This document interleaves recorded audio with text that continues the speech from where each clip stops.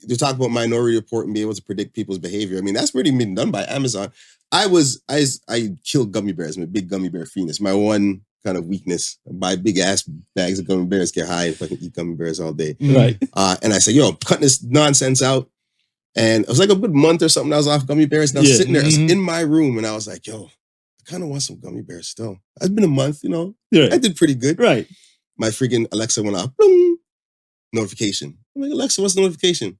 It's been a while since you ordered gummy bears. I was like, he's like, do you want to order? I was like, yeah, I do. I deserve it. It's been a month. I earned you just it. confirmed my thoughts. me. Get me the gummy bears. You told me. Alexa did. Oh, yes, she did. The Podical sound. Podcast, you can't win. Talking a good game, you can't win. Topics never lame, you can't win. Win. Not your average Joseph. Marvelous. It's ridiculously funny, but funny. What's up, everybody? I'm Marvelous. And I'm not your average Joseph. And we are the Podical Sons. So let's start the show. How you feeling today, Smooth? I am finer than 10 dimes trying to make $1. Holla. Okay. Happy Canadian Thanksgiving to the masses. Y'all probably getting this on the Tuesday fresh off the press. And if not, I said it to y'all before anybody else said it. So that's it. We got a guest on the show today. Tell the people who you are and get on a little sneak preview and stuff like that. You got multiple names in my world. So I don't know which one you want to roll with today. So you can just pick and choose. Go ahead. For sure. It's your boy, Maajinn Bluu, Blue for short. The Govy, Sean Watson. All right. So tell us how you get the Maajinn Bluu. Tell us the blue. So you want the real story or you want the fake story? So I want both stories. Okay. We got time today. Which one's more interesting? Tell that one first and then we'll just slide through the other one right after. It's actually a little bit of a joke because even at work, and I work in corporate Canada, everybody calls me Blue. So we be on calls and stuff like conference calls and like, oh, let me introduce Blue. Sean. And they mess it up all the time. So people ask me like, yo, how'd you get the name Blue? So I didn't really want to go through the real story. It's not depressing. It's a beautiful story if you ask me. Right. But telling it over and over again is whatever. And I'll tell that story second. But the first story I made up, but it sounds really true. I call it TikTok knowledge, right? So I have this phenomenon where people watch TikTok and they come up with facts they think are real, but it's absolutely garbage. It's absolutely fake. So I just made one of them up. And so I said, in the pyramids, there's a shade of blue that can't be replicated by digital means. It's just only lives in the pyramids. So I think of myself as that one original blue. And people are like, oh, that's so deep. You know, you say that at cocktail hour and stuff. Like, Don't get too far. Get too far. Yeah. But the real story is I grew up Scarborough, Malvern, raised. And there's a Malvern legend, Sean Blue Rose. If you listen to Specs on the radio anytime, he has the Blue Zone. Right. It's named after Blue. Okay. Blue Society, shout out. So Sean Rose was like, he's an OG, basically. You know what I mean? But an OG in so many different ways. On road, from a music perspective, from a mentor perspective to the youths. Everybody knew Rose. And he passed away really young. Right. I remember his funeral. They had it in Vern. And I couldn't get in to the spot. There was so much. Wow. The mayor was at his funeral. I was about to say, wow. Yeah, the mayor was at his funeral at the time, and like I couldn't even get into the church to pay respect. So they named the park after him in Vern, Sean Blue Rose Park. Funny story, one of my homies passed away not just like a couple of weeks ago, actually. Bless up to Deuce, rest in peace. He started calling me Blue when we were in Turkey. He's like, yo, you remind me of Rose. You remind me of Rose a lot. So I'm gonna start calling you Blue. And that caught on. My name's Sean too, so just all linked together. And then one day he saw me on the bus, Rose, and he's like, "Yo, I heard they call you Blue." And I was like, "Yeah, you know, just pass the name on." He's like, "Oh, you're a little baby Blue." And I'm like, "Yeah, you know." He's like, "Yo, get off the bus for a sec." Got off the bus. He put his hand around me. He gave me one gut shot in the stomach. Boom. Curled over, I stood up. I was like, "Yo," and he's like, "Yo, that's the blessing, you know. You're initiated now." That's it. Take this with the name. Take the name. So I always remember that. I always hold the name. I'd be on stages and stuff all over the world, and that name Blue resonates, still lives on to this day, right? So they say you have two deaths. One's when your physical body dies, and the second death is when the last person says your name on Earth. So I keep the name Blue alive for him. Nice. Just a shout out to the turf, the OGs, and keep myself grounded, you know, because my head gets big sometimes. I'm not mad at that, man. I'm not mad. I think a lot of people and stuff, they need more situations of like that because it creates a level of humility, right? Right. Because some people, they really do forget where they come from. And a lot of people I know, Even 50 Cent said it one time. He's like, yo, fuck the hood. I left there, I'm never going back. Right? And they want no remnants and stuff of it. Right. So then I'm like, okay, let's not hear you say no Southside Jamaica Queens in your bars. Because you were the same person that said, fuck the place. But at least in your side and stuff, you still pay homage. You never forget where you come from. Exactly, yo. That's dope. I'm not mad at that. I'm not mad at that. Okay, man, let's get to these polls. First poll of the week said, is money or attention the root of all evil now? And 56% said attention. Talk about it, gentlemen. How y'all feel? 56%. Well, I gave my little scenario last week with the whole slipping on the bar soap and posting that and getting 200 likes before you see 200 people outside. So I mean, I'm a fair believer that whole dynamic has switched. I fully agree. For me, I look at it stuff as where, I told you last week, but I look at it where we have so many people is even a small thing to like a disagreement, an argument, or something that's going viral. Yeah. Right? Yeah.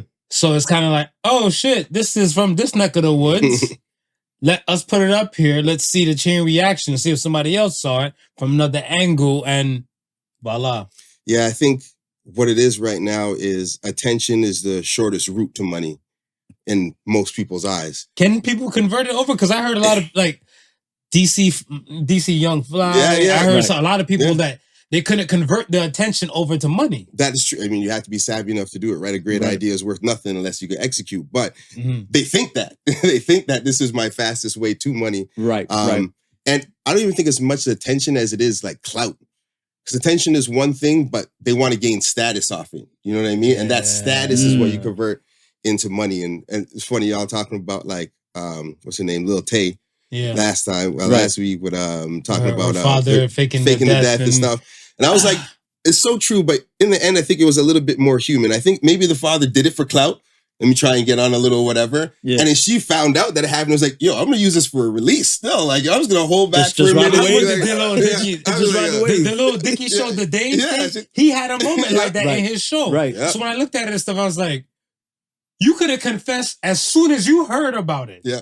But she dropped a video, a music video. Music videos don't take a day to make. Right. Not like with that production and the choreography and everything. So I was like, yo, boo, at least a week you had it to say, I'm alive. I remember when Drake dissed Meek on the back-to-back and he mentioned AR Ab. And AR came out. He's like, yo, Drake, you couldn't give me a heads up. I need to have some music ready. Like, you called me out. That, you know what I mean? Right. And so I think it really is clout, man. Clout's eating up a lot of people these days. This attention idea. Talked about it with the Nazi dude who was sitting. I honestly think he just forgot. 90 years. He's like, oh, shit. It's like, oh, yeah, I did that. That's a valid point. I was like, oh. That's a valid point. With Alzheimer's, it's a hell of a thing. It runs rampant. Dementia. So he probably froze. He's like, oh, yeah. Where am I? Oh, yes, I'll wave. And he just had that frozen, shaking wave. You know, his wave looks more sturdy than Biden, but we're not going to judge. And even what's the name? Keefy D with the Tupac shit. Just got arrested after how many years he's been. This guy's doing you want the clout. Vlad TV interviews and and talking about just detailing. There's something back. Let's let him keep talking until he's done doing interviews. I went to like blogs and stuff, whatever, like to look up and research and everything, see what's going on with the world. And this guy flooded, I want to say, 3 days in a row of content of other places and stuff I'm seeing. I was like, you snitch now, though. Right, yeah. You snitch now. Like, attention and clout right now. That's the currency of the world right now. People think they could become something they're not really quickly, or turn themselves into something they want to be. Yeah, it's this kind of this aspirational lifestyle we kind of all ascribe through social media and so forth, and being like, yo, that's the way we're supposed to live life. It's the highlight reel of people's lives, man. That's the highlight reel. Because the best pieces, because I'm pretty sure I don't see so many people post like, they're heating up some instant cup noodles. Facts. But I bet you when they go to STK, them photos is on deck, hell, bottle service and everything like that. Right. They're not showing their credit card statements and stuff of how much they owe, but they're out here and stuff whatever. Pop bottles.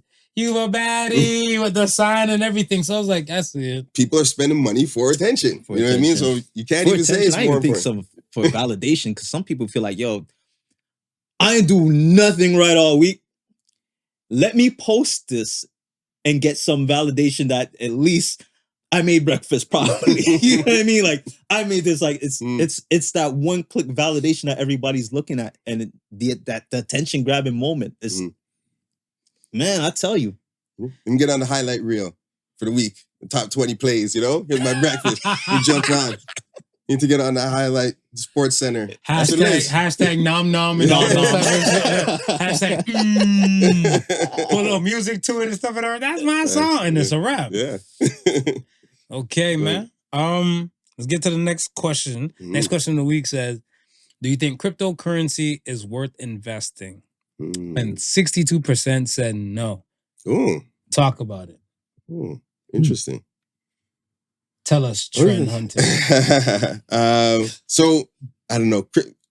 When you say investing, that's the important word right there. Yeah. Right. So I'd say no, it's not worth investing in. And let me make what I'm saying clear. There are types of investments that you can make that are gambles. Right. And there's nothing wrong with gambling. Right. I go play, jump on Betway or whatever it is. I won a nice little money on that Bud fight still. Everybody thought Crawford was going to lose. I was like, okay. I got it down to the round and everything. I was like 3 knockdowns, this 7-9 is going to end. I was like, ooh, sweet. Crawford. Ate him. But yeah, so when you talk about investing, you want to talk about diversifying your portfolio and so on and so forth. And if you got the bases covered, simple investment tips for whoever's singing or flipping crypto or whatever, I'll ask you, is your RRSP max? Because that's what, 18-19% back on your taxes next year. You tell me one investment that's going to get you 20% back in a year. None. Right.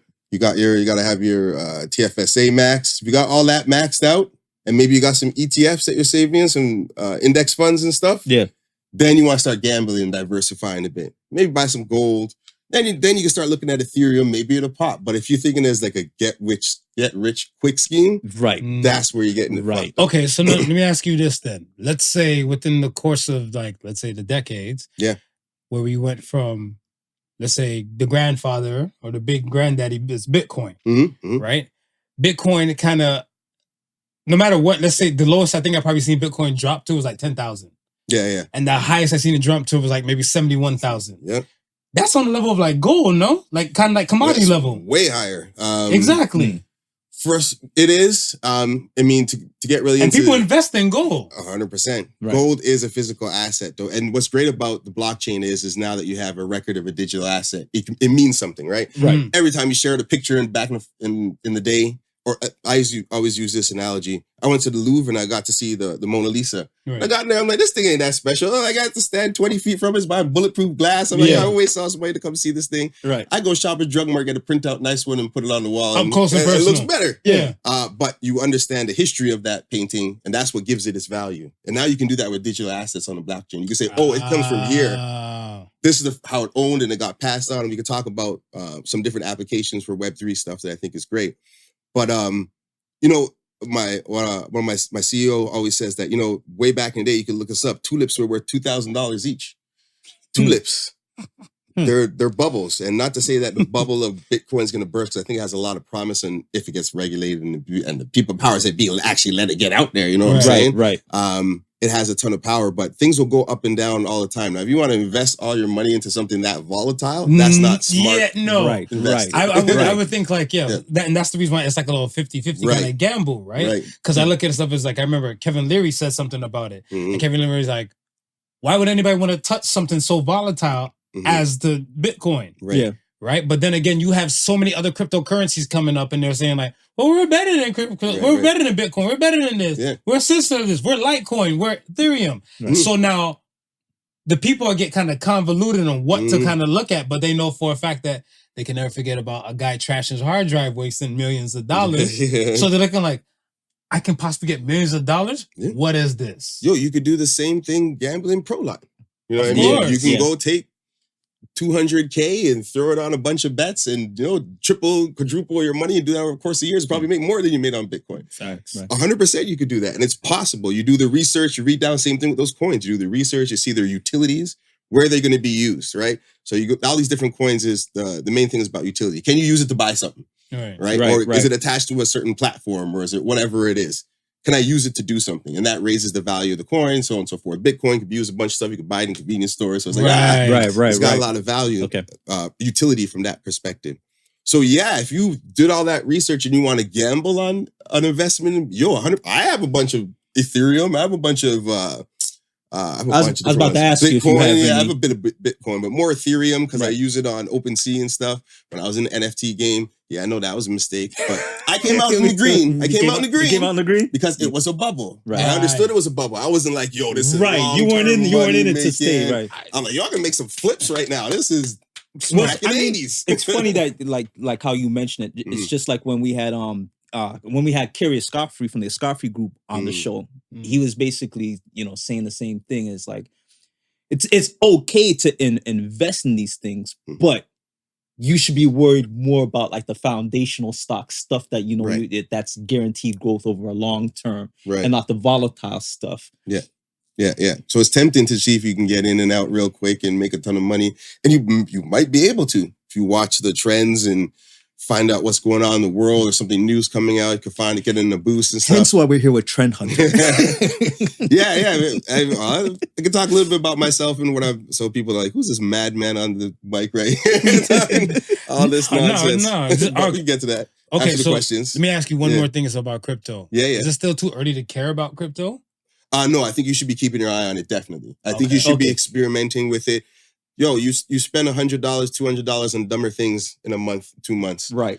Throw it in the thing, flip it around, watch it go up and down, try and buy something with it. And if you have money you're saving, and you're just like, yo, this is my throwaway money. I don't care if I lose it. Put it in some Bitcoin and grab it and hold it. Yeah, I was about to say, and you've mentioned a few, because just like Amar said, before it was just like Bitcoin is all we've heard about. But then over the years, the Ethereum, all these other ones started popping up. I guess with some people now who are looking to get into the game, that's probably part and parcel of the problem is they're not sure which ones that would be more trustworthy, which one would be more stable, which one is going to go into the future and not drop off like some have already done. But I feel like right now we don't have really too many guarantees and stuff now, right? Like the way how the world is. So to say like, I recommend this. Right. Your name is going from trend hunter to like head hunter. They're going to hunt your shit. This is not financial advice. Thank you. I am not qualified. And let the church say amen. Disclaimer. This is just a personal opinion and fun, high thoughts. This is don't quote me on this, but I mean, it's, so I mean, but just from that perspective, if you're going to gamble, I've been saying gambling. So if you're going to gamble on the Bitcoin side of things or the cryptocurrency side of things, Bitcoin, Ethereum, and then look, for fun, this is what I do for fun. I look for like meme coins and stuff. Like, when Shiba Inu and when Musk starts talking about something, it makes it drive up, right? Right. And so those things that are starting to catch the conversation, people talk about, if you're in the community or on your Discords and people are talking about that stuff, maybe it's, throw $100 in there, you might turn into 10020 and that's $20 you didn't have. But that's understanding that it's a possible bubble, get in and get out. Get in and get out. Right now. I mean, I hold some like Ethereum and stuff like that, because I believe in cryptocurrency. I believe in the decentralization, so I want to support it from that perspective. But I'm not looking to make a whole bunch of money off it. If that disappears. It's like my NBA Top Shot collection. You know what I mean? I'm not mad at that. Not mad at that at all. I'm not mad at that, man. So okay, man. So talk about yourself, man. Tell the real world and stuff about like you and this. I like the title, Futurist. First of all, were you always like growing up? Was that always been your thing, or like just looking into the future? And that's a great question, man. So I'll tell both sides of it from my background. Really quickly, I came up on the music industry side, and entertainment and stuff. I went to school for audio engineering at Harris Institute for the Arts. Nice. I worked in studios, ran studios, worked with artists for years. I was part of the founding team of Urbanology magazine. Which is the most popular urban magazine in Canada ever, period. And still rep the name. That's it. Early member of the Ballad Beatmaker Sound Supremacy team. It's another institute in Canada that has been running for 15 years and change or whatever it is now. And there's a lot of stars that came out of it. So always just supporting and just loving the Canadian music scene. I mean, we were the kids running behind IRS and the circle. You can see us in music videos and stuff, just trying to support and be street team from them. So that love turned into a reality when I realized there wasn't many studios in Canada you could work at. There was probably like 5 major studios in Canada, major studios. After I graduated, and not to mention, I graduated the year before Pro Tools became a thing. It was starting to pop, but I learned like tape and reel and stuff like that, and that was God's dodos. See, I was going to. I believe I went to Trebus around the same time because that I was at the cutoff point where you had to learn tape, but it wasn't Pro Tools. We started the digital. We started with Cubase. Cubase, right, and I used Cubase for years. Same thing though. When I got out. And I started like hitting the pavement and started looking for places. The first thing they told me was like, no, we want Fanshawe students because they were there for 3 years. They were there for 3 years. They were there for 3 years. Yeah. But even with that said, it was just not enough to sustain all those people who wanted to get into that. Yeah, exactly. And so getting out of there, technology kicked my ass. And I got onto the kind of managing artist, more producing from like a Puffy Diddy perspective, getting into the studio, talking about how you should direct your music and identities and songs. So should we call you Blue Diddy? Yeah, you know what I mean? Blue Diddy without the bad connotations. But I realized this technology was something that I need to keep my eye on. So I started working at Rogers Communications, our big ass telecommunications company here. Yep. I started on the phones, became a team leader. And then there's an opportunity to go work at the big office, corporate office on Bloor Street, where that CEO was. I was like 3 floors down from him, and I was a business acceptance tester. So some of you might know Rogers Smart Home Monitoring. Yes. Okay. The security system. So I pretty much was part of the team that launched that across Canada. I was doing all the testing. I was putting it in the freezer to make sure it worked in Canadian winters. I was running all these test cases and stuff, really getting to technology side of things. Let me give you a tip right now. If you have any kind of security system, not specifically the Rogers or anything, make sure you change your default programming password on your panel. Anybody who knows that can walk in and reprogram your whole security system. That's any security system in your house. So got it. Good tip. Good tip. From there, so many questions. How you still know that? And how many people and stuff are looking like you done blew up a flex? Sorry, about. Continue. Yeah, so always just interested in the operations of business as well as technology.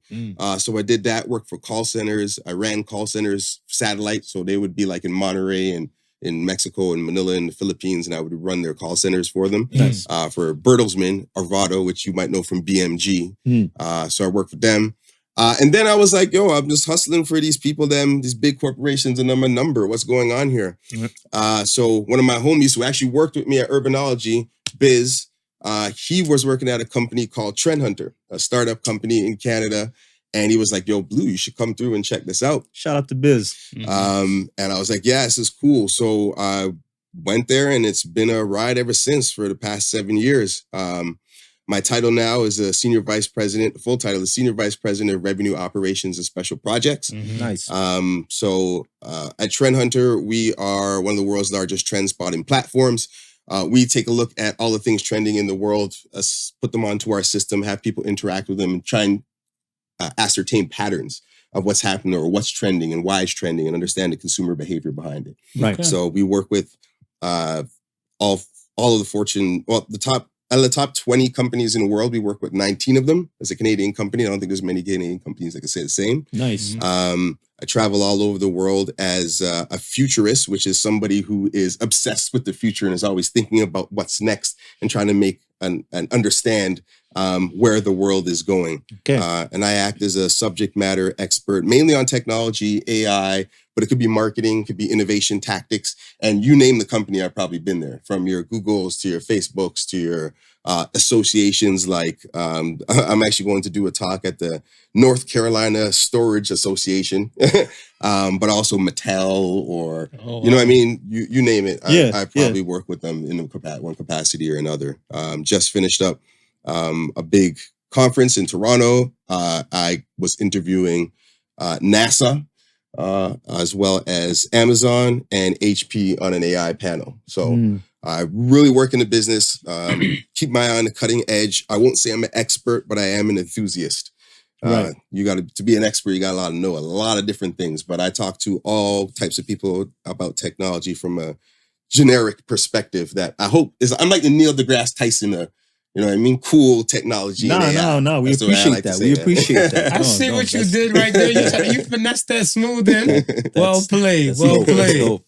Yeah, because I was like, I was wondering if like could a normal person consider himself like a futurist, but then again, what you were saying with your extensive background, that will separate you normally from the pack. Right. Because I always look at stuff as where, okay, we know, let's say the average person will know about some of the things with pertaining to AI and where that technology will go.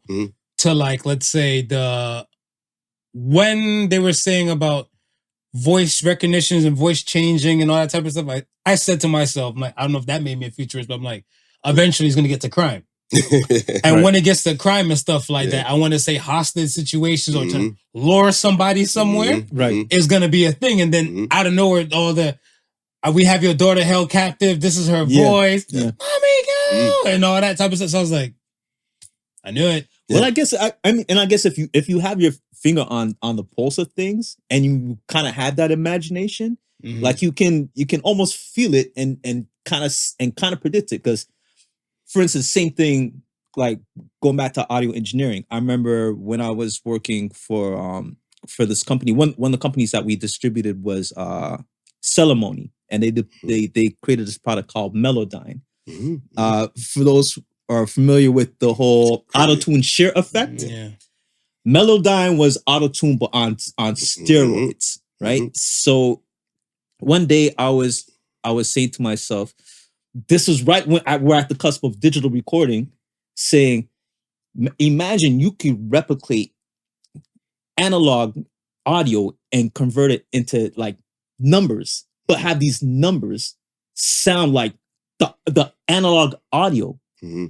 And then I started thinking, geez, but it's just numbers. Right. What happens when like you can just start moving these numbers or start moving these numbers around, right? That jumps into like the quantum computer stuff, whatever. Oh right? yeah, that's a whole nother conversation. It's a whole nother level. Because but it's tied together. It's getting there, right? Yeah. So then when Peter from Celemony came out with this thing where he says, no, he can calculate and he can have the computer detect certain frequencies within the music and then pull those secret frequencies out. And everybody was like, well, what are you doing? He goes, well, it's numbers.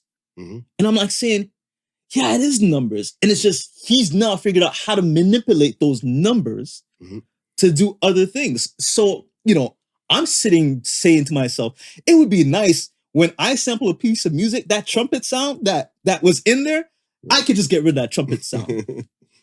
And then when they show me, no, you within the software, no, you can. There's a trumpet sound right there. That's that line right there. Go ahead, delete it. I'm saying to myself, holy shit! It's what I want to do. What I thought would be impossible would be crazy if it was possible. Is now possible, right? And it's just like how just what you're saying. It's like a lot of these things. Man, one of the episodes we did was the Minority Report. And we were just going over shit that we seen the Minority Report. That's now here. Yep. And at the time watching the movie Minority Report, you'd be like, oh, that shit would be so cool. Yeah, because that came out before the 2000s. Yeah, I mean, I wanna come back to Minority Report. I also want to talk about what both you said about the analog to digital and the quantum computing, because that to me is a crazy connect that you made right there. Yeah. So just to quickly visualize it for those who are on just audio, you can look up sine wave, which a sine wave is like the audio frequency. So when a speaker goes, it pushes the air and it makes that sine wave. Right. So that's an analog electric pulse that gets transferred to make it push, right? So that's a continuous pulse, like a stream. Right. So what digital does is it looks at that wave and it cuts it into really small pieces. So you might hear like 96 point whatever is the sample rate or something like that. So that's how many pieces, 96,000 pieces it's cutting each sine wave into. And there's thousands of sine waves a second in music, right? So each one of those slices, you get assigned a number for ones and zeros. So if it's 8-bit, it's 8 numbers. If it's 16-bit, it's 16 numbers. 24-bit, and it goes up. Right. So you can get more and more detail out of each slice of a wave if you add more numbers. The larger the number gets. So that's how much digital gets better and better and better. The more slices it adds. Now you throw in AI and you throw in quantum computing now, that slice, now instead of just being able to assign it ones and zeros, I can assign it 1 to 10. So I can get even that more detailed. And I can add thousands of numbers and put it. So that's what quantum is going to do. That's what quantum, That's what quantum is going to, the qubits allow it to be in multiple states at once and in a bunch of different things, in different ways. So it's the next level. I figured that whatever, because I remember like, okay, I guess I'm a fan of Einstein, right? Mhm, Like even our end quote of the show is Einstein, right? So I look at it stuff as where, with the whole thing with string theory, Mhm. and I was looking at where everything just kind of connected all into one. Me, I always consider myself an analog person, Mhm. right? And then the next step from analog is digital. But I'm like, what's next? And it goes back to like your finger on the pulse, like there's gonna be something next, right? But then like the quantum aspect of stuff is like just pulling stuff like out of atoms. Yeah, it's And I'm looking at stuff, I was like, we're not that far, though. We're not. We're not that far. We're not. Did we get it yet? No. Maybe some of us are like right now, probably some are cracking it. Yeah. But I look at it stuff, I was like, eventually we're gonna get there. Exactly. Because even like certain things, like I guess let's say we're like, oh, we're gonna be a flying car in the year 2000 and stuff It's like there. that. There's a pretty dope It's one. there, I seen that one and Yeah. stuff. But I'm looking at them like, Mhm.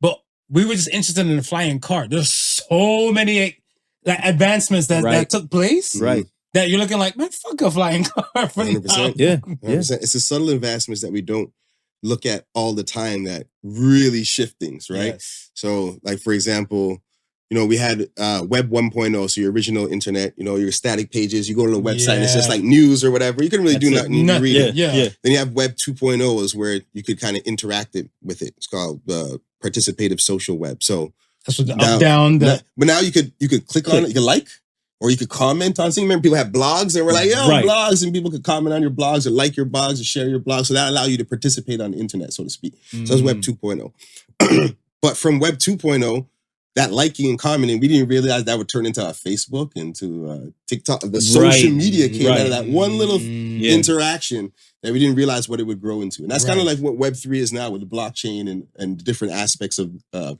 crypto and things like that and NFTs. Right now, those are blogs. Ain't nobody cares about blogs anymore. You know what I mean? True, right. Crypto is a blog. But what it's going to develop into, it might change the world like social media did. So you just got to be like, that's why I'm like, yo, don't turn your nose up at crypto. Like Web3 is a major thing. Like this blockchain, this whole idea of the uneditable kind of ledger, then that's important right now. But yeah, I mean, on the Minority Report side, there's a part in a speech I did this year at our Future Festival, my keynote on AI and technology, where I was showing how there's things that I grew up watching that was like, yo, this is amazing, blow my mind. Blade Runner, big Coca-Cola signs on the back of the thing. What's it called with Will Smith? iRobot, them walking down this aisle with the robot and stuff. And I'm showing pictures of right now. It's the Nike ads that they have, that 3D that pop out of the building. Those kill the Blade Runner way better than anything that was in Blade Runner. Yeah. And now we have like the because they took part of that.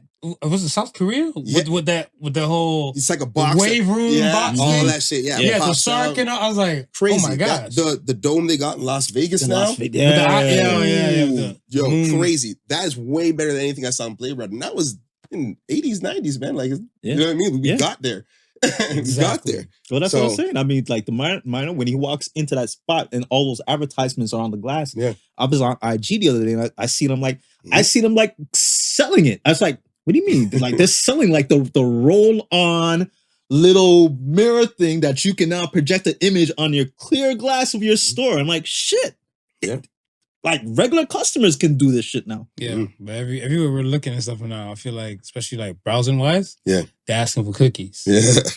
So once they're asking for your cookies and stuff, it's only a matter of time and stuff where things are just gonna be tailored towards you. Much less like things. Well, the thing is just that now that they have to ask. Before they didn't have to ask. The cookies were just in there, right? But we're past the point now, in my opinion, that cookies mean as much. It was just easier to target you with cookies. Yeah. But they got so many touch points, man. Like to talk about Minority Report and be able to predict people's behavior. I mean, that's already been done by Amazon. I killed gummy bears. I'm a big gummy bear fiend. It's my one kind of weakness. I buy big ass bags of gummy bears, get high, and fucking eat gummy bears all day. Right. And I said, yo, I'm cutting this nonsense out. And it was like a good month or something. I was off gummy bears. And I was sitting there in my room and I was like, yo, I kind of want some gummy bears still. It's been a month, I did pretty good. Right. My freaking Alexa went off. Boom, notification. I'm like, Alexa, what's the notification? it's been a while since you ordered gummy bears. I was like, he's like, do you want to order? I was like, yeah, I do. I deserve it. It's been a month. I you earned just it. confirmed my you thoughts. know me. Get me the gummy bears. You know me. Alexa did. Oh, yes, she did. Motivated you. I don't, I feel like I had a conversation with a friend, right? Yeah. This is when we were discussing about PrEP. So PrEP is, the anti-HIV, Yep. All right. When I had the conversation with said person or said friend, maybe my phone was out, but I definitely wasn't on the gram. Right. And then out of nowhere, someone on the gram and stuff, and I'm looking whatever, they're showing like mad PrEP ads. I was like, fuck is going on here? Or whatever. Because I was looking like, they're like, talk to your partner about PrEP. I'm like, I don't gotta talk to her about PrEP because I don't got plans of using PrEP. I'm like, I was like, this is bastards. So this is one of my favorite things about I have all these crazy theories and stuff, right? But conspiracy theories. So maybe you shouldn't sit too close to Smooth. Yeah, the conspiracy Smooth over here. I'm big on conspiracy theories, but I think conspiracy theories are the conspiracy. I think that the powers that be give people conspiracy theories to get wrapped up in, right? So they forget about or don't see the easy thing that's happening out there underneath them. Yeah. So with that stuff is your homie you were talking to. Were you with them? Yeah, in person. In person. How long were you with them for? Probably like I want to say maybe 10, 15 minutes. Did you talk to them before that? No. Did you look them up on Instagram after or something, connect with them, anything like that, follow up after? I want to say after, no, but I want to say probably prior to seeing them, right? We did like a exchange something because I think it was probably like my birthday or his birthday because his birthday's in March, my birthday's in April. So I think I ran into him and stuff a little bit after that. Yep. And then that's when we had the conversation. And then in May, I had all these PrEP ads. So he started talking about the PrEP stuff to you, or you were, I guess you. Yeah. Okay, so he started talking about you. That means he was probably looking at PrEP and stuff before. Probably. So all those touch points together, it will look at it and be like, this person that he connected with, who's a friend with, we should show them an ad because if they have a relationship, I can make some money off this. Okay, hold up. Which is crazy. What if I just like to watch Dexter and another person out here is reenacting Dexter in their time and stuff, whatever. Right. Yeah. Am I a person of interest because set person is now being brought in? Technically, those sugar soldiers like that. I'm scared. Technically, the terms and conditions say that they can't use that unless there's a subpoena warning. They have other touch points. So no, you should be fine. But there have been instances where dudes were like studying for writing novels, right? And talking about murder and looking up all this stuff, and they got a little knock on the door, being like, hey, what's going on? History's a little crazy. I don't know if you saw a story of the dude who got caught recently from his browser history killing his wife.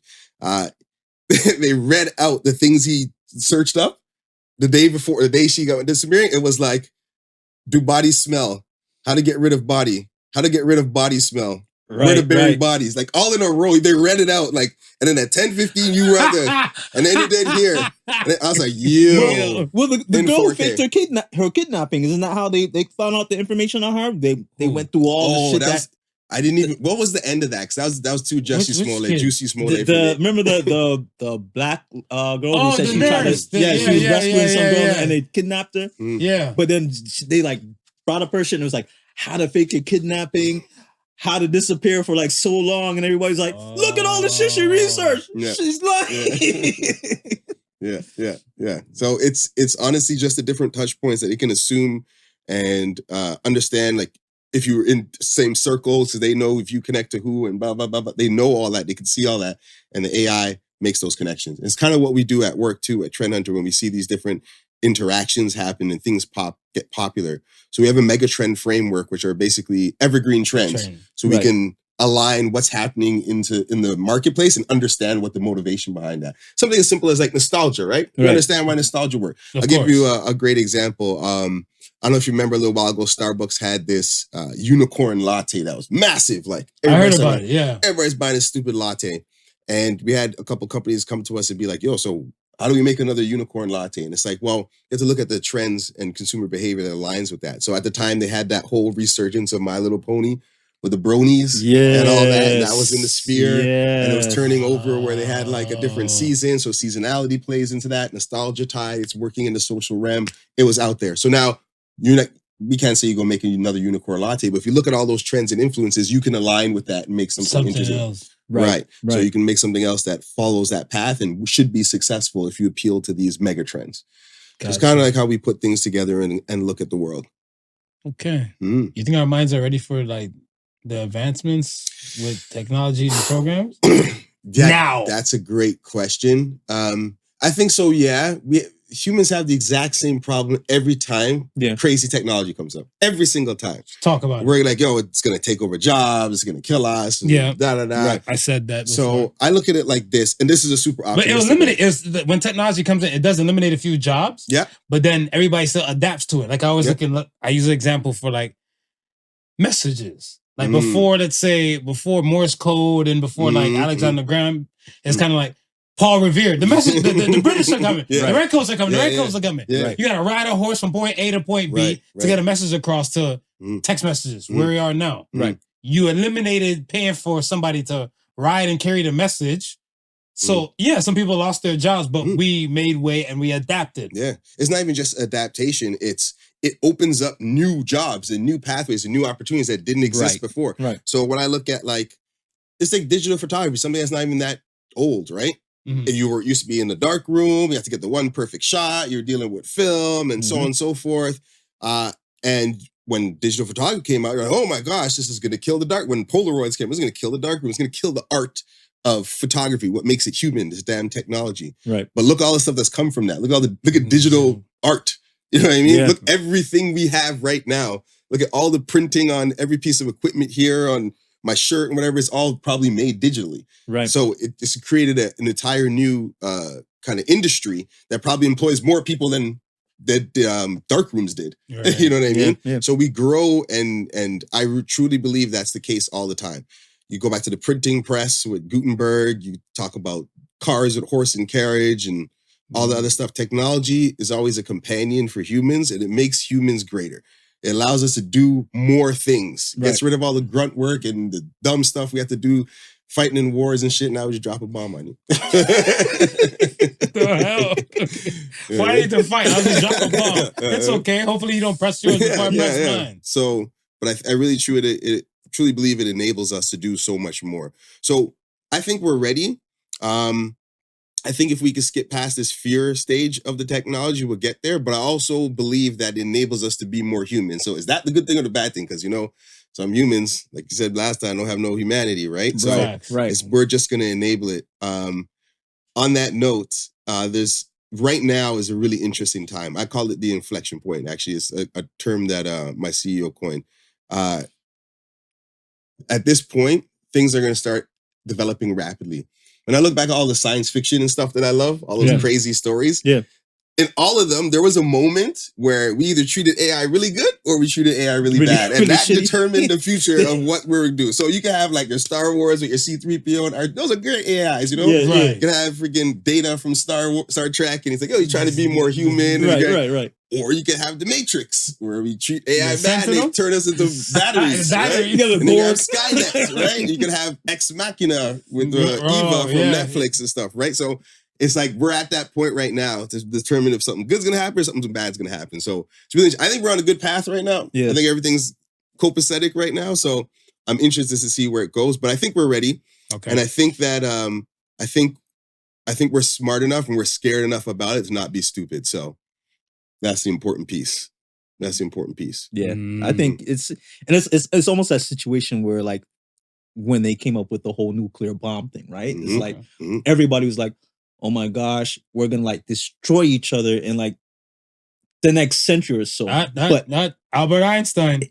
I don't know what kind of weapons they use in World War IV, but I know World War III. No, what is it? I don't know what kind of weapons they're gonna use in World War III, but in World War IV, it's gonna be sticks and stones. Right. Because we're gonna whop each other off. And that's just it, right? Like we all have this power of destruction, but everybody is afraid of pushing that button to destroy everything. It's called I think MAD. we're just saying that same thing with AI. It's called what? It's called MAD, mutually assured destruction. That's the whole principle behind having your nukes up. Because you can be like, yo, if you fire, I fire. And then we all gone. So we're all gone. No one's on fire. Right. Like really, it's a literal term, socio-economic, political, whatever term. Did you imagine if you would do just on the shift, whatever, like the army or the military, whatever country and stuff, just like, yo, it's what I do.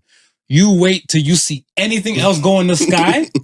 You make one call and you press. Press that button. That's it. Mm-hmm. Your washroom breaks are like 15 seconds. If not, we'll get you a urinal. Mm-hmm. I feel like that's where we at. Because it's kind of like, we know, like, even like Russia has their toys. Yep. We know other nations and stuff have their toys. North Korea have their toys. Mm-hmm. So it's kind of like, do we live in a constant fear of it, or do we just continue going on and stuff, whatever? Right. And that's where a lot of people are at now. Mm-hmm. Right? Yeah, luckily if it is apocalypse, it'd be a quick one. I mean, What the hell does that mean? instant incineration. Be gone. Instant incineration. Just don't leave anything. No evidence. Yeah. You seen the movie Transcendence? Yes. Yes, So I'm a big movie buff. Okay. But I watch so many blood clot movies that they all blur together. But we talked a little about Johnny Depp, comes to AI, Yeah. Right. digitizes himself, funny enough, like we're talking about the sine wave. Right. Takes his whole consciousness and turns it into a digital thing. Because that's all it is. Analog brain, That's it. electric pulses. Yeah. Could be digitized, yeah. Are we there? We're not there yet, but we are about to cross the boundary into it, which is not something I could have said, 2 or 3 years ago. So you've heard of Neuralink, Yes. which is Elon Musk's neural connection. Right. So the way he talks about it is, like humans have a finite throughput for input. You can take in your eyes, you can take in your ears, but that's it. And then you can output how fast with your mouth and your finger. So if you had a digital connection, it would do it. So we just got approved for human testing over the next year. So that's going to be interesting to develop. But there's a guy, his name's Mr. Oskam. I'm trying to remember exactly where it's from, but basically he was in an accident and he had his spinal cord severed. So there's no connection between his brain and the rest of his limbs. And they recently created what they call a digital bridge in his brain that reconnects that space that got connected. Interesting. So just from thought alone, he can move his body now. He's starting to walk. How long was he, like, there's so many questions though. Yeah, like, was he malnourished? No, and how long was this spinal injury? Like, let's say. He's had it for a while. Okay. I mean, it must have been a few years he was in the accident. But he was like legs completely paralyzed. And he also lost like some sensory stuff along that besides just movement. Right. And with that digital bridge, he's gaining back some things that like they didn't think it was going to affect. That might just be perception stuff because, that's reconnecting, you're moving again. But he's getting up and walking now. And it was only after like a month or two of practice, he's like getting up and walking. And so who knows how far that's going to go as it gets better and better. Right. It's going to get better and better, faster and faster. So that's already a paralyzed man walking. So we're there. That means we can encode the brain's instructions, I guess, digitally and have it receive on the other end. But just like analog to digital, when you hear analog music, there's a feeling that you get that digital just can't replicate. There's like a soul, for lack of a better term. Yeah. That, you know what I mean? That I don't think it'll ever be able to replicate that creativity, even with like the digital art, that input still needs to be there, right? So Skynet can't do that? Not yet. Not yet. Not yet. Not yet. Not yet. Let's say master quantum computing though. No. Let's say master quantum computer though. But it's a different world from when digital came in. It went from analog to digital? Because I want to say it went to digital in like what? In the 60, 70-ish? Because I want to say the theory of quantums came up like before the 90s. Yeah, quantum mechanics has been around for a while. The idea of it, and back to Einstein times, he was familiar with quantum mechanics. Exactly. He didn't believe in it. He actually called it, I think the quote was, spooky action at a distance. Yeah. Man, and I'm a huge, outside technology and anime and shit, I'm huge on space. I love everything space. I could sit here and do it 3 hours just talk about space for y'all, but we'll make it brief. Are we alone in the universe? In the sense that is there life out there? Yes. There's life out there 110%. Right. Has it been here? I don't know. I don't think so, personally. Okay. Personally. Okay. I do have a theory about what we see. If there are any aliens that come, remember the Greys? Aliens, which are the big eyes, and they're all gray and short, and they all had a similar look to talk about. I think that those are the ones in Vegas was bigger though. They were bigger. They were bigger. That Vegas footage, I was like, they about tall as me. I don't know about them boys yet. Yeah. As you I think those are like bio-cyborgs sent from a civilization that could do the 1,000,000 years travel or whatever. But the thing is, by the time they get here, it's been so long, they start fucking up. That's why they start crashing and getting out and wobbling around. Like, yo, bro, it's been like, I've been drunk for like years and getting out driving and crashing. I can't argue with that logic. Get out, and like, that's why they're all like... I can agree with that. I can't argue with that for some reason, I can't... Yeah, you're right. I can't argue with that. Yeah. Seems legit to me. Yo. Yeah, man. So, I mean, but there's a famous equation called the Drake equation that takes a look at all the stars and galaxies out there and then multiplies the probability that there's life out there. And there's almost guaranteed to be life or was life out there before.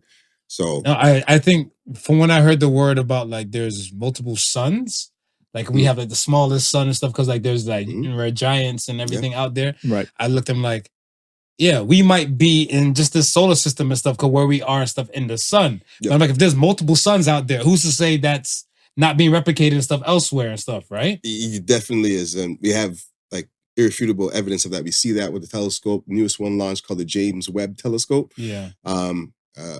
It's the stuff that we're finding out with it is gonna like change because like there's all this like different things happening at the same time in our world, right? It's like technology's going crazy. Understand the universe. It's a lot. It's a lot crashing together. But they recently discovered that they're probably wrong about the Big Bang because they're seeing things that they shouldn't see if the Big Bang is. And that's the basic thing I started learning about space and stuff. And they're like, well, that could actually be wrong. So it's pretty nuts what they're seeing out there. But yeah, so one of my favorite science facts is talking about the sun.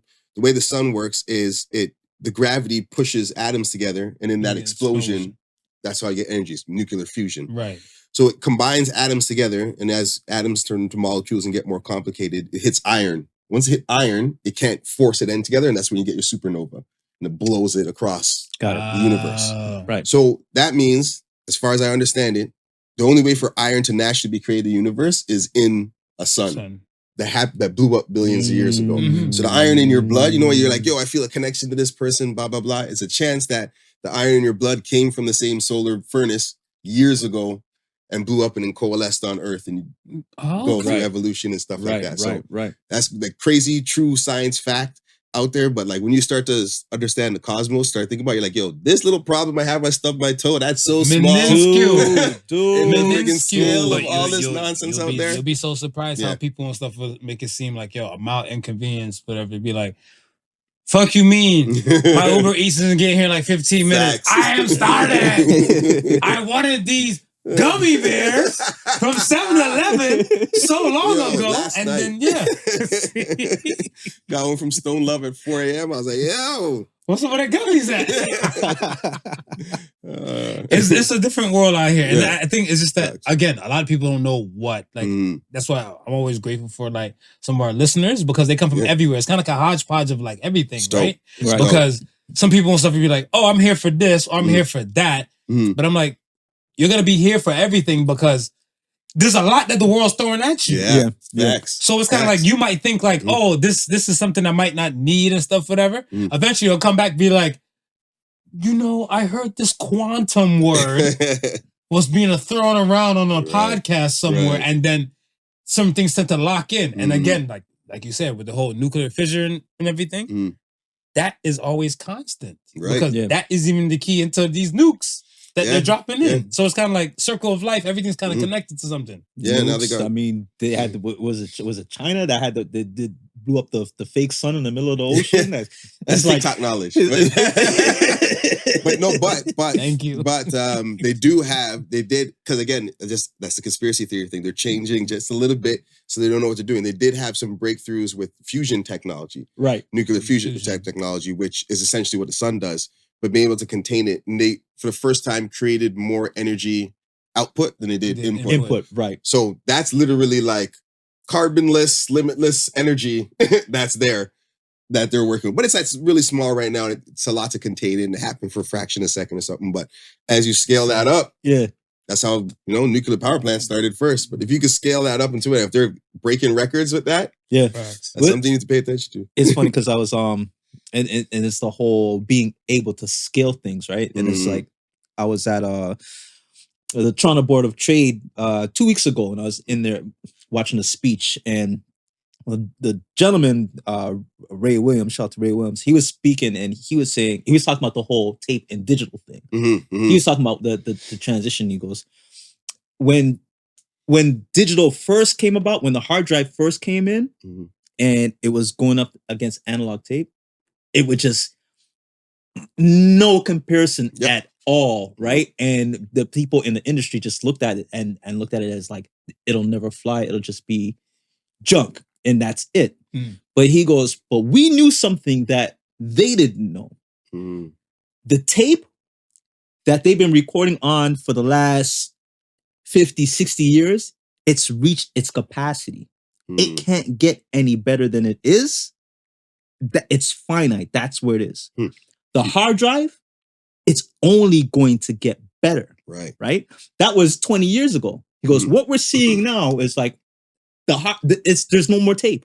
The hard drive has physically replaced the tape because it's become that much more better than it.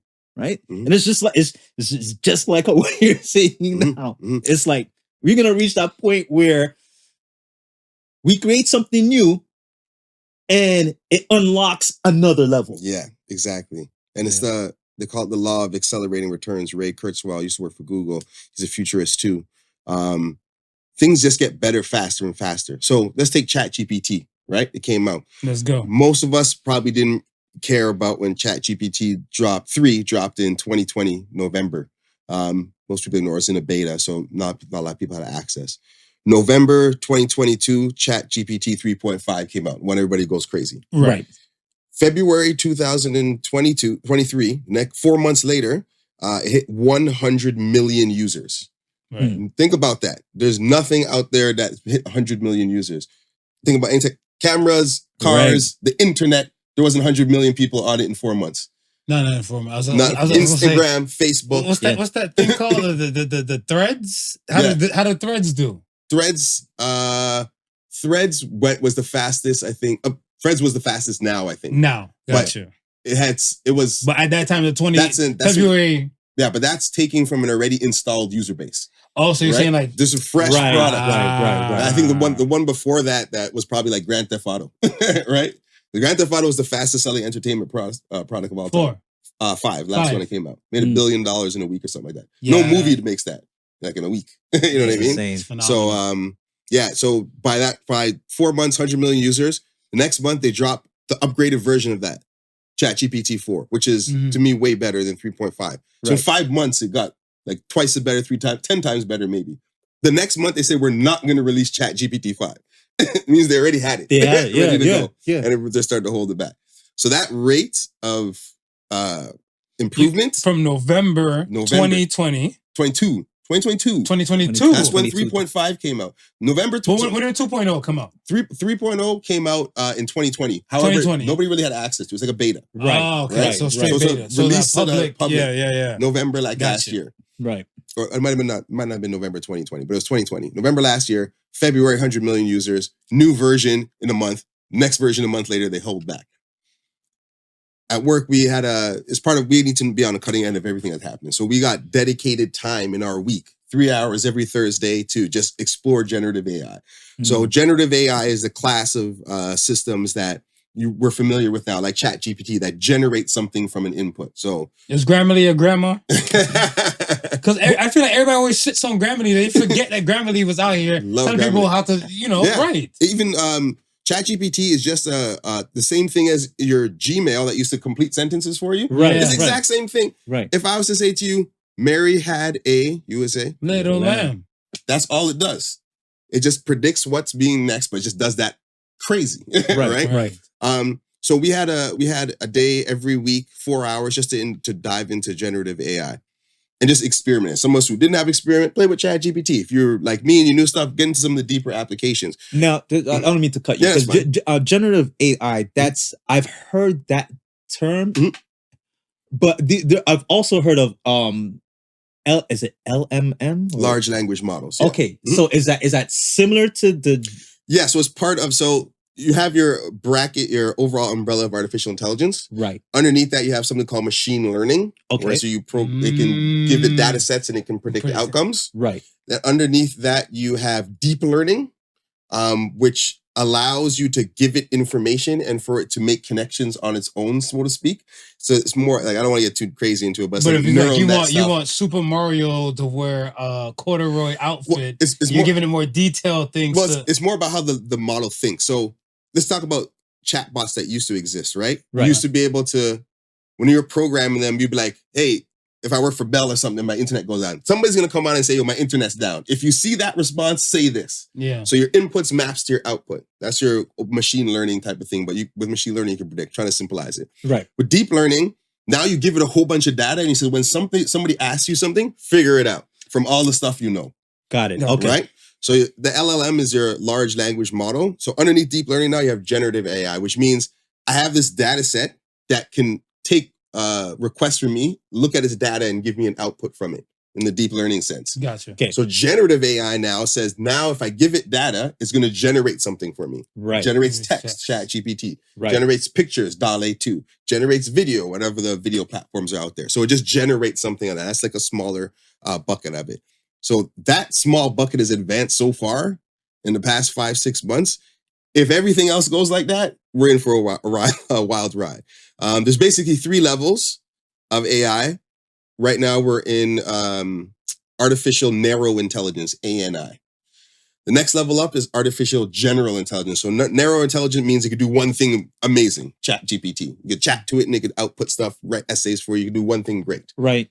But general AI is when it starts to understand what it's doing, starting to reason of it. So now you're asking ChatGPT, it doesn't know what it's saying back to you. That's why sometimes it lies and makes up stuff. Right. My favorite thing is I asked ChatGPT, which is more expensive, hen eggs or cow eggs? And we all know cows don't lay eggs. Yeah. But it was like, yo, hen eggs are actually cheaper in grocery. It's a little easier to find hen eggs. Cow eggs are generally bigger than hen eggs. So it takes what it knows about, and since you premise it and said this is a real thing, it doesn't know what it's saying. Right. It just spits out and says this, that, yada, yada.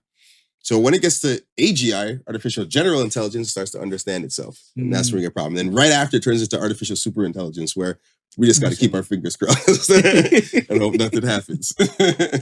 Let's hope for the best. There's been movies like that. What do you think now? Like, let's say, what would be the most accurate movie or close enough movie to like where we are now in the world? That is an amazing question. I think, like from a utopia perspective, I hope we're on the pace for Star Trek. Okay. Because the hard thing, the 2 hard things are the transporter and the replicator. Right. Because I just don't think the powers would be to let that happen. Because if we can make any food we want and we can go anywhere we want and we have unlimited power, yo, we're good. We're writing music and smoking trees. That's all we're doing. The human race is just a bunch of hippies. Yeah. So I think we're there. But it's funny now. If you watch the movies that are out right now, right. Before they would have like they would be projecting 10 years into the future. They'd be like, yo, in 10 years, and 20 something, 30, 20, yeah. Now the stuff they're like, in 2030, it's happening like next year. So they can't even understand how fast we're going from all the people who are thinking about it. Right. All the stuff we've seen, like I can't think of, besides like the crazy technology stuff, I can't think of a simple technological thing that there isn't a basis for right now in reality. So even transporters, they've transported an atom with quantum entanglement and all that shit. So that's true. There's Cana One as a company. They have a molecular drinks printer, they call it. You have 1 cartridge of flavorings and it can make 1,000 different drinks from that 1 cartridge. Just put in what it wants and puts it out. So it's kind of like a replicator. We're almost there. Okay, question. Now, I went to a Wendy's, whatever, right? And Wendy's has like this whole machine. Let's say you want all types of Coca-Cola products. Yeah. Is that it? Because it's kind of like you can remix the Coke to like lime, strawberry, to all of that. First so of all, like, that's my favorite shit in the world. That machine. Grape Sprite and Grape High C. Yo, that's the lick. And I haven't tested this out, this might be some TikTok knowledge as well, but I heard there's a secret menu in that thing that if you press it in certain orders. No, I heard about it. Yeah, I heard about flavors, 100%. Yeah. But well, this, don't take a field trip to Wendy's on it. Everybody's be like, I heard on the Podical Sons. Let me Google this first. Yeah, facts. So not quite, but it's the same concept. This is just a smaller consumer-sized machine. So the packet is like not that big. It's maybe like 8 inches or whatever. So Okay. out of that small thing, which is replaceable, you don't have to buy different flavors or you just throw that one in and it makes 1,000 different drinks. So it's a little closer Right. to like something that's turning things differently. Like, I don't know how good it tastes, but who knows? But You have Jamaican syrup, Yeah. the cola champagne in a bottle Yes. before you add water to it. cola champagne crack, yes. Okay, Yes. no further questions. I've Defense all we need. I've That's all also we been need. to World of Coca-Cola in Atlanta. Yes. Bruh. You ever had the lychee one? Yo. Oh my god. Yo. It's been years, but I still remember that flavor. They had another one, the Russian cucumber Sprite. What Dog. It Russian was, I was like, this is the cucumber perfect vodka mix. I understand why it's Russian. Yeah. Heavy. I love that spot. I'm not mad at that place, Not man. at all. Nah, it's because I always look at stuff as like, especially when I'm watching most of the movies, you're right. Mhm. You're absolutely right. Mhm. I'm looking like they're not shooting too far off in the future like they Nope. used to. Nope. Like again, anime person and stuff, like you look at stuff like Akira, right? Mm. Right. You look at Akira and stuff, Akira is probably like shooting like 20, I think like 2030, 2040-ish. Something like that, yeah. And then you're looking at stuff, I'm like, we're in 2023. Mhm. Like, I mean, are we getting a Neo Tokyo soon? Like, But what's I mean, going on out here? We're playing with a lot of stuff. We're pressing buttons. Let's face it. I mean, back then we needed shit to entertain us. Right now, real life is like movies and TV. Facts. The woman from Black Mirror said, the reason I'm taking a year off of Black Mirror is because life's too Black Mirror-ish. I can't come up with anything that's outlandish. I'm not mad at that. Yeah. I'm not Yeah. mad at that. Because even like the last season Yeah. and stuff with the Summer Hayek episode. Yeah. And I was gonna say like, now we had the writers' strike. Well, the writers are done now. Yeah. Now is the actors and stuff still going at it, So, right? and again, let's show you how fast science fiction's turned to reality. So with that, first of all, they had a really cool marketing plan where you could go on and you could take a picture of yourself. Yeah. And it would make a version of Streamberry and say like Sean is awful and have your picture there. So it's like a fun little thing you can just send around. In the terms and conditions into that, it said that Netflix is allowed to take your image and post it on billboards all over the place. Wow. So people got blamed. They're like, yo, you didn't watch the episode or read the terms and conditions. The whole episode was about reading the terms and conditions and stuff. Yeah. And you did it anyways. None. So humanity not looking too bright there. But that is reality. This idea that AI movies are being generated from text now. You'll probably see the first AI movie not too long from now. Right. And there's a company called Humane AI that's created what they call an AI pin that sits on your chest that can actually take in the world for you. And like if you get a call, it projects like a laser on your hand. Right. You I've can seen answer that. the call there on your hand and you can speak to it. It speaks different languages. So you could talk in English. It'll project in French. If someone speaks French back to you to translate to English. Oh, wow. So it's going to be taking in the world. Now, the cool idea is, if I'm at a concert or something, I don't have to have my phone up in front of my face. Or if I'm seeing my kid walk for the first time, I don't have to have my phone in between us. And it actually like captures it. But the other side is it's going to be taking a recording of your all day, every day. That's and you the can one probably make a thing. movie Black by Mirror, yourself. Black Yep. Mirror, Black Mirror. Right. Let's play back your beam. Yeah. Where the hell were you at this murder when this take place? Yeah, so and you think that's Black Mirror, but this is about 5-6 years ago now. But in China, they were looking for this dude who committed a crime. So they went back to the central recording spot, whatever it was, and they're like, yo, we know he was at this store 5 days ago. Can you rewind the cameras 5 days so we could trace him and all this? And they rewind, they have so many cameras, so they rewinded, followed him for 5 days on the camera to where he was 10 minutes ago. And they went and caught the guy. Wow. So that's like, you talk about Minority Report, Black Mirror stuff. That stuff's all there. That stuff's Now I heard there. this. One of my friends told me this, and I don't know if it's true, but I always find it as a hilarious story that I love to tell about technology. He was in China as well, and he was at a party, and he went outside and he took out a cigarette to smoke, and he got a text message on his phone, and the text message said, "You're not allowed to smoke here." Wow. And he looked around. He's like, "What?" And he went. He's like, "What the hell?" Went out the light again. He got again. You're not allowed to smoke here. He said he put a cigarette in his pocket, went right back into the thing. But it's probably just them seeing him on camera, knew who he was, had his phone number registered. Oh my gosh. It's messaging. In your opinion, which country would you say is leading the forefront right now in the technology standpoint? Would that be AI? Would that be robotics? Would that be machine learning?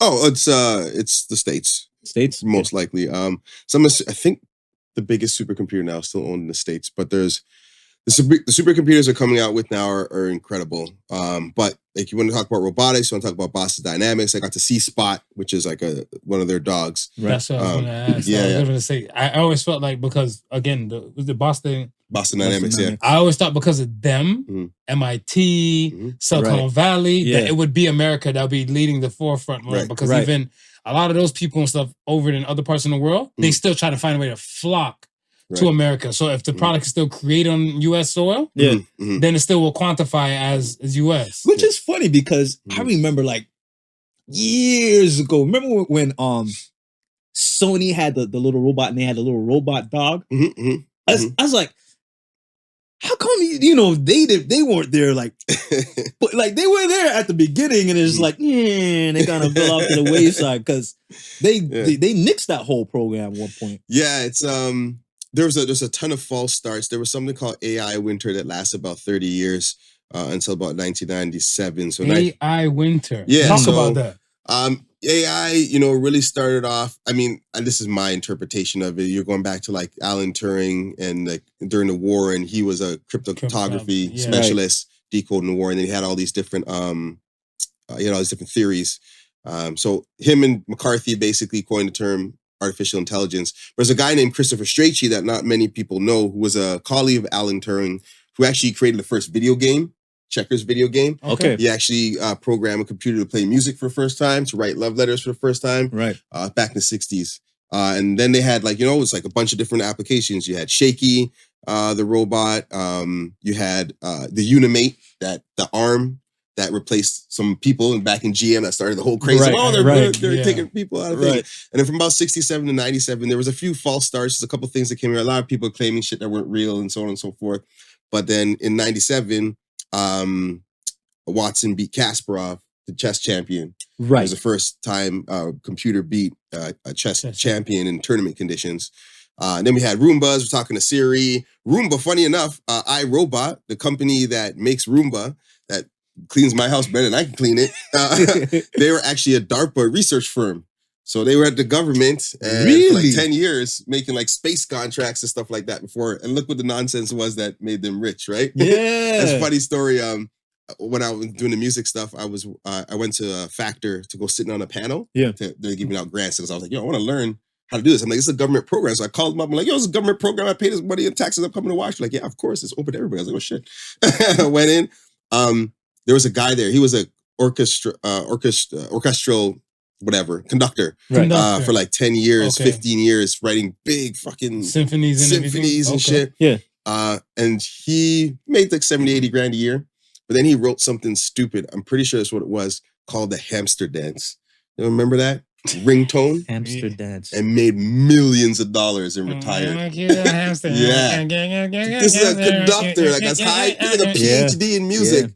And he went and made the hamster dance. That's what made him his millions. So that's crazy. But yeah, then there's that. And then we had, you've probably seen it on Netflix, AlphaGo. You should watch that. Right.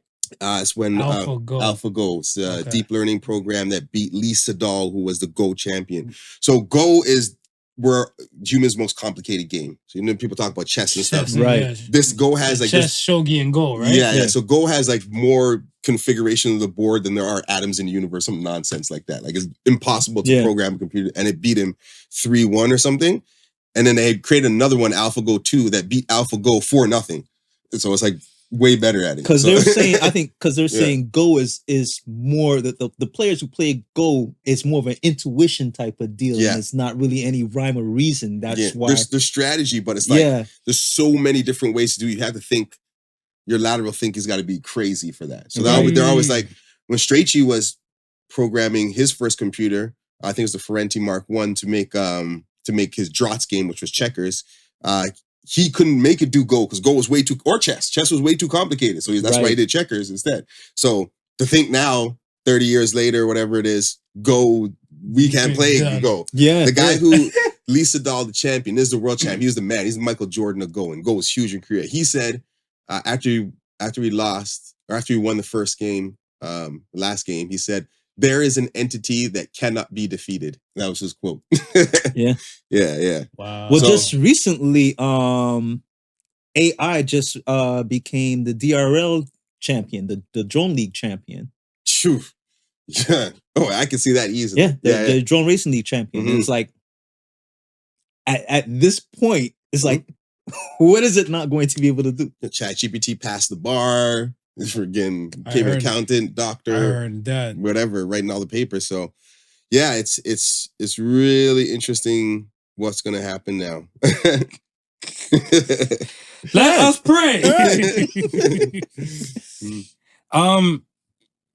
So you talked about a few programs and stuff. So what do you recommend everybody should, or at least everybody should play with or sample or use or get familiar with? ChatGPT is one. ChatGPT is definitely one. Which one? 3.5 is free. So Okay. you can go online and play with that. I pay for 4. It's like $20 a month. Right. Don't think of it as like something crazy, wild thing. Here's what I tell all the homies and that stuff, right? Yo, I bet you right now you had some kind of job idea or something you always wanted to do, but you didn't want to sit down and do the business plan in a case, and that's not your space or whatever. Right. ChatGPT with a little prompting could do that for you in 15 minutes. You want to make a grocery, you want to make a budget, the little small things you're planning. I went to Morocco earlier this year. I was like, yo, give me 5 things I can do within a 500-meter radius of whatever of this area that I'm staying in over the next 5 days for $500. Some nonsense. Like, yep, here. That type of stuff. Nice. That you want to do, right? So you never got to ask for the party yet, no. No. But the important things to remember, ChatGPT, 1, is not connected to the internet, 3.5. So you can't ask it anything that happened before 2021, after 2021. You can't be like, who won the game last night? Got It won't know. The newer ones can connect. 2, it can, what they call hallucinate, which is if you give it a false premise, it'll give you an answer that seems super real, that you might believe. TikTok knowledge, again, that you might take in. Right. So those are 2 things. But for like little simple things like that, you know what I mean? Give me 5 books in this thing. Give me 10 shows to watch, whatever. Yeah. Simple questions like that is really handy. In the working world, it's invaluable. You know, I read a lot of copy for sales and stuff like that. That's what I thought. Yeah. Right. So that's gone. Like you're writing copy, like little marketing copy, like this product is blah, blah, blah. That's gone. That's gone. Yeah. ChatGPT does that for you, no problem, right? Right. Maybe I shouldn't admit this, but when it first came out, I was doing bios for artists in like 10 minutes for $100. You know what I mean? I do an interview, 20-minute interview, I throw it in, I'm like, write a bio about this artist, spit it out, thank you. There you go. At work, I'm writing project plans. Sometimes I'll do a project plan. It might take me 3-4 days to write up a project plan. Before? Yeah. Now, 30-40 minutes. Depending how well thought out it is. It's crazy time saver. Now you've had some experience in the space. For somebody who's saying, okay, this sounds interesting, I'm gonna put ChatGPT to work for me. They go out, they get the program, whether it's the free version of 3.5, or they say, okay, I'm gonna, I want the bells and whistles. I want it to be able to go on the internet because I need the latest, and they pay the $20 a month, right? They open up the ChatGPT and they see this interface. And they're like, okay, what the fuck do I do now? Yeah. What is it that you gotta be aware of when you're getting into the space? Yeah. So for ChatGPT specifically, what's fantastic about it is you can just ask it. You could be like, how do I use you? Here's who I am. Here's some things where I have choke points or stuff it takes me along to do. How can you help? And it'll fucking tell you. And you can start using it from there. It was pretty insane. Now, ChatGPT tell you about my best friend. My best friend. ChatGPT.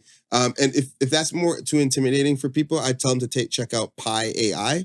Yes. Pi is like a chat bot that's just meant to be conversational. I think it's backed by Microsoft. I just downloaded that. Yeah. So Pi is like it's like a great date.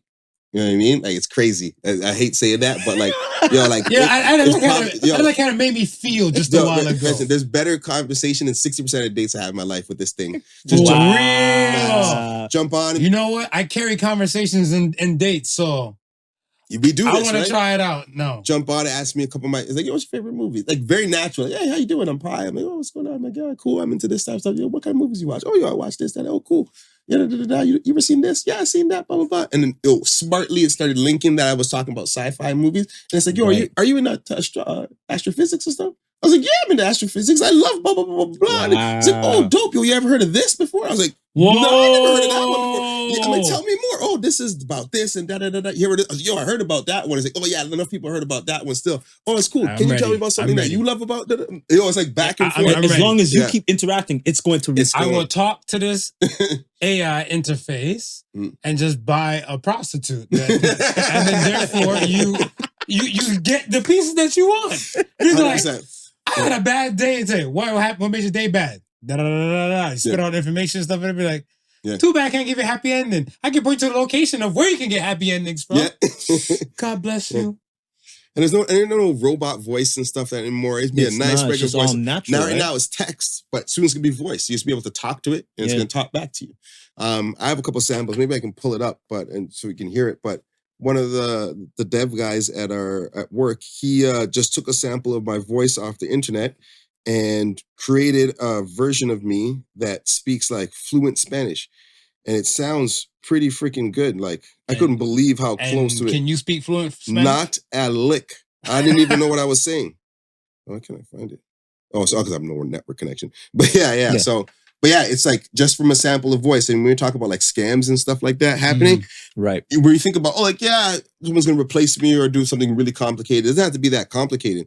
Think about someone calling a family member of yours using your voice saying that you're in trouble, send me money. Right. You know what I mean? Your partner or your parents or your kids or whatever, where it's your voice and they're talking back and it's talking back in your voice. Like, Right.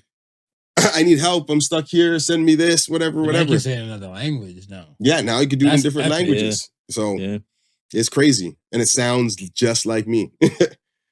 I was telling Marv, I said, yo, Marv, I mean, we could drop the pod in Botswana if you want, because that's what Spotify is allowing you to do right now, to go in and specifically say, hey, I need my podcast in this language, Mhm. and it's doing it for you. And applications, I was talking about, we spent those 3 hours every Thursday. One of the tasks I had was to find generative AI tools specifically for one department of our company, sales. And in like 3 weeks, I found 90 different tools. So these are 90 tools. 3 weeks, you 3 found weeks. 90.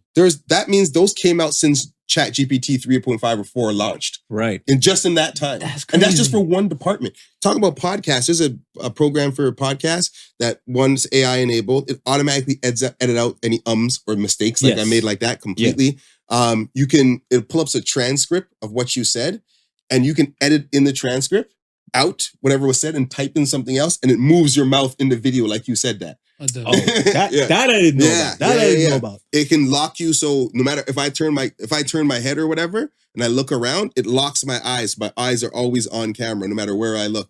Like they have all that technology already. Like it's been around for months. Yeah.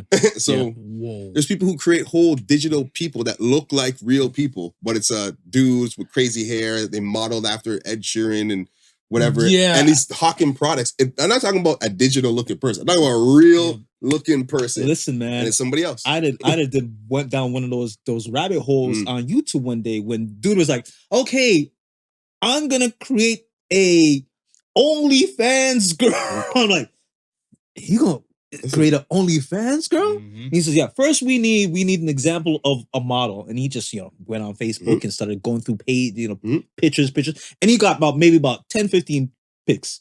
And then he told, with whatever program he was using, said, take these 10 pics, grab the best features of these women in these 10 pics, and then combine something. And then they gave him this one image. He goes, yeah, but it doesn't look, you can still tell it's not real. Okay, so this is what we're going to do. We're going to take it and we're going to throw it in this program. So then he throws it in another program and he goes, all right, now we're going to take another picture and say, hey, the movements kind of mimic the move. And like this dude had taken a still picture, a movement of somebody else's video, and created this whole new woman Yeah, I that seen that. looked real with the movements, couple of fashionista post pictures, and then created an entire page for this girl. And I'm like, this is where we're at right now. Yeah.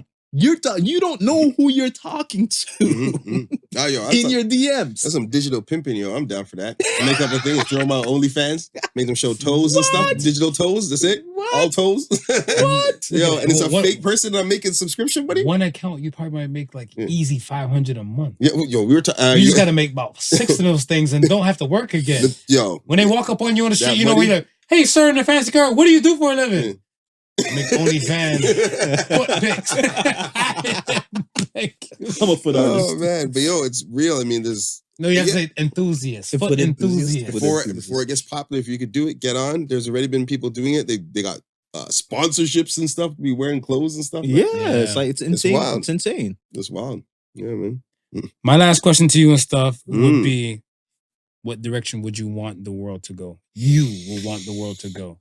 Oh, that's a good question. Are you okay with the crime? Would you want that to get better? Would you think everybody's, nuke trigger button would be off of it? They're living. Where would you want it to go with you and your futuristic state of mind? And you know what? And I'm glad you said futuristic state of mind, because I was gonna say, and if it gets there, what would be maybe the technology that you see helps usher that? Great questions. So, I mean, utopically, I would like us to get probably to Star Trek before we started encountering aliens, and there's going to be more beef, and now we're going to be beefing somebody else off Earth. Right. But the fact that I think that most of the conflict, besides like certain types of racism and stuff like that in the world, comes down to like resources and haves and have-nots. Right. And I think if technology can level that playing field, and that's one of the things that I really like about ChatGPT is it levels the bottom level of competence. Whereas like if I had a business plan and I'm really like good at that stuff, I'm not good at typing stuff down, right, or writing marketing plans and stuff like that. Now I have this tool to help you that. You know what I mean? And now I can get those. So that raises that bottom. I think if technology continue to do that, like for example, fusion technology comes out and everybody's got their own power thing, and we got to pay power, and we can grow food easier, and yada yada yada yada with a replicator or something. So I want technology to get us to that point, because then I think we'll really see who humans are. Because if we're still beefing and stuff, all that, then that's just who we are. We're just gonna run ourselves into the ground, right? But I think if everybody has enough, and we have like the creative pursuits. I love the idea that I go to work and the time I was spending writing a whole bunch of stuff, typing up 100, 200 words, now I can use to think strategy and think bigger about stuff. That's the creative things I'm being enabled to do as a human that technology can't do. So I want us to get there. Definitely. Sorry, the second part of the question is? What technology do you see that will possibly get us to? So AI, 1, 2, something that's going to allow us to get to another planet and make it and like live in it. It could be the moon, maybe even another moon, or something gets to Mars. I think that because we're running, you tapping on the resources here. Yeah. Okay. And like they always say, buy land because they ain't making no more. You know what I mean? So, well said. So if we can expand that now, we can travel not amongst the stars, but within our solar system, even if it's just a couple of different other spots, so we can grow. I think that's super important. And if we get really scientific, like terraforming, where I can shoot a missile and turn a planet into like Earth type shit, I think that's great. But I think it's like before I couldn't imagine. 20 years ago, I couldn't imagine the stuff we had now. Like, now I can't even think of what it was like before internet and cell phones. How the fuck did I used to do shit? I think I could have got to your house if I didn't have That's what most of these kids say. Like these Gen Zs. Yeah, they're looking crazy. like, how? How did you guys survive? I was in it, and I don't even remember because so much has gone. Like so many things are gone ahead. Like even when I was like, oh, I used to take MapQuest. I'm like, yo, but before MapQuest, what was there? I was like, oh yeah. I remember one time a friend's cousin came up from Jamaica and was working on the farm, right?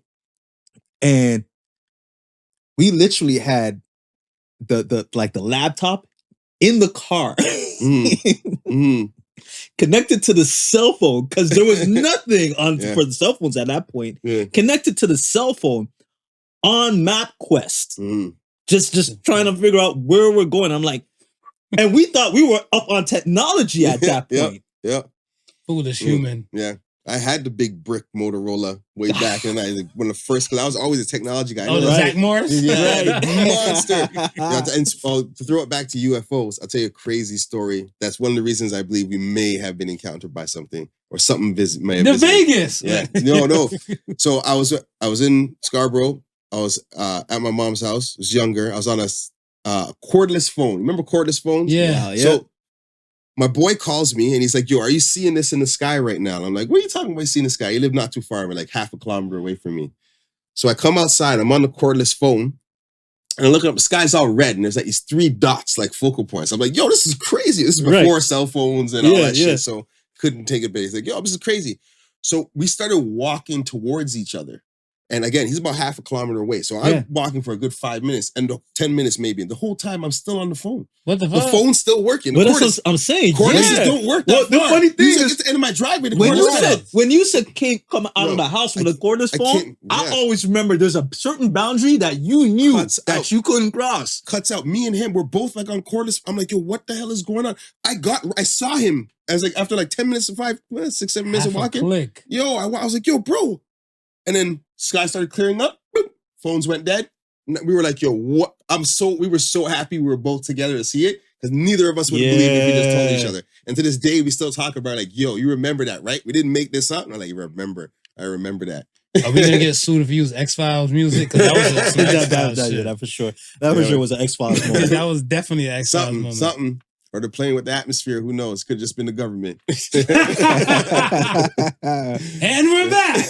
Conspiracy. Facts. No, I'm not mad at that, man. Appreciate you, man. Yeah, man. Thanks for Don't coming know. It's through dope, yo. Yeah, Super man. fun. Let's get to the question of the week and get to some human stuff. Mm-hmm. Question of the week says, what is your biggest struggle in your life now? Smooth, you can go first, man. Going to bed at a decent time, man. Really? Yeah, as you know, I always say to myself, You have FOMO.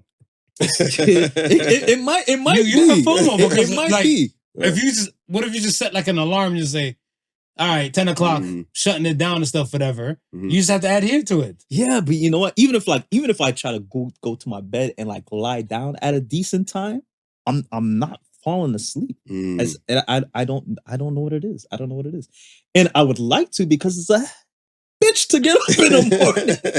And I'm trying to change my routine. I'm trying to be up early to capture more things, do more things in that period of time. And be able to unwind. I think maybe that's what it is. I haven't found that pattern yet, or start that pattern to fall into it. I don't know. I know if when it comes to like that aspect in sleep, because my sleep patterns and stuff is shit, and I'm planning to sit for a whole sleep study. Right. A lot of the things and stuff they said that like, yeah, you have to set yourself on a regimen first. Right. At least 14 days. So you can't think if 1 day or 2 days you go to bed this time. Yeah. Eureka and stuff, whatever. Like your circadian rhythm doesn't kick into the 21st day. But at least your body starts to get to know and say like, okay, we're using these muscles at this time. Right. Let us allocate it to like this and the energy and everything like that within the body. Now, granted, too, you are what you eat. Right. So a lot of the things and stuff, whatever, will like throw your system off and everything, and much as naps and stuff too. So if you're adding those things in and stuff, whatever, your sleep would definitely be screwed. Right. For a fact.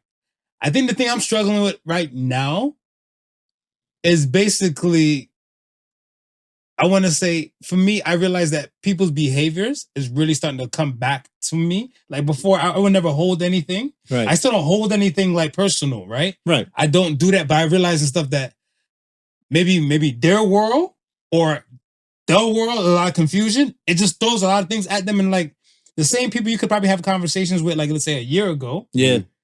They're now tense, like the anxiety's like through the roof, like they're antsy. It's like a lot of things and stuff is going on with them, whatever, right? And I remember I said to one person and stuff, I'm like, hair thinning out, but I don't got no gray hairs, whatever. Oh, what the fuck you're so lucky about? I was like, well, damn. I got some in my beard or whatever, right? I'm like, I'm trying to get a little wisdom and everything like that. They're like, why are you so stress-free? I was like, are we living on the same planet? What changed in your world? Like, you should sound regular and stuff. But I realized, for me, I want to say my asshole or my petty meter used to always go off and stuff when it happened. But now I look at stuff and I was like, I have to turn on like empathy now. Right. Because I look and I was like, are you okay? And I feel like a lot of people and stuff, they like, if you're like, are you okay? Oh, of course I'm okay. Are you though? Yeah. So it's a lot of things like I want to help set person or set loved one. Right. But they're in their own turmoil and stuff for them. And it's fucking with everything else that we could do great together. Yeah. Right. Yeah. Right. Yeah. Yeah. That's a about great you? one. For me, it's a little bit selfish, but I think the thing I'm struggling most with is the anxiety around relaxing.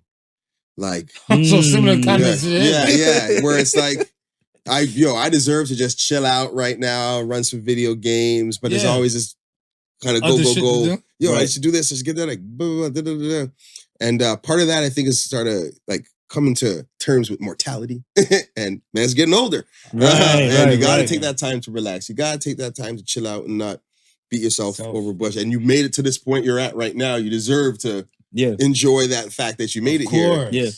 So yeah, I think that's the thing I'm struggling the most with. But over the past couple of weeks, I've been living it up. So nice. Until that schedule slap you again when you swipe over on that calendar. Yeah. So the past 3 weeks were nuts. Like September is always a crazy month for me. It's supposed to slow down like about now, November-ish. But I just took over managing another like department at work, and I'm out to South Africa, Johannesburg. Nice. In like 10 days now. I'm taking my pills right now, my freaking anti-malaria, typhoid, and so on and so forth on a regiment. So then when that gets done, I got one more gig for the year, and then I finally can just chill out and just like take it in. I've been trying to play this game Starfield. I bought an Xbox for it and everything, just so I could play this game. And I've gotten like a couple hours in, and I'm like, damn. I got an email for Call of Duty beta and everything, and I was like, which is like from the time my cousin grew up, and I had my Nintendo, my 16, TurboGrafx for the TurboGrafx. Yeah. He's been the gamer, right? So to see now that his favorite pastime, he doesn't even have time for that, right? It's like, you know, we're adults. Yeah. We're adults. There's 2 games that I drop everything for. I take vacation from work, everything. Final Fantasy, when it comes out, one just came out. Right. Huge Final Fantasy. I finished every numbered Final Fantasy. Damn. Yeah, every single one. From 1 to, what is there, 17? 17. Yeah. So I finished everything from back in the day, and then Grand Theft Auto. That drops, everything stops. That's it. For me, it's Street Fighter and Call of Duty. Oh yeah, Street Fighter's a big Street Fighter and Call of Duty, because even like last night and stuff, whatever, I was at a friend's house for Friendsgiving, and we were there, and then he's like, you brought trees? So I'm like, yeah. He's like, you trying to go play some Street Fighter? So I was like, yeah. And then all the women are like, where are you guys going? We're like, nowhere.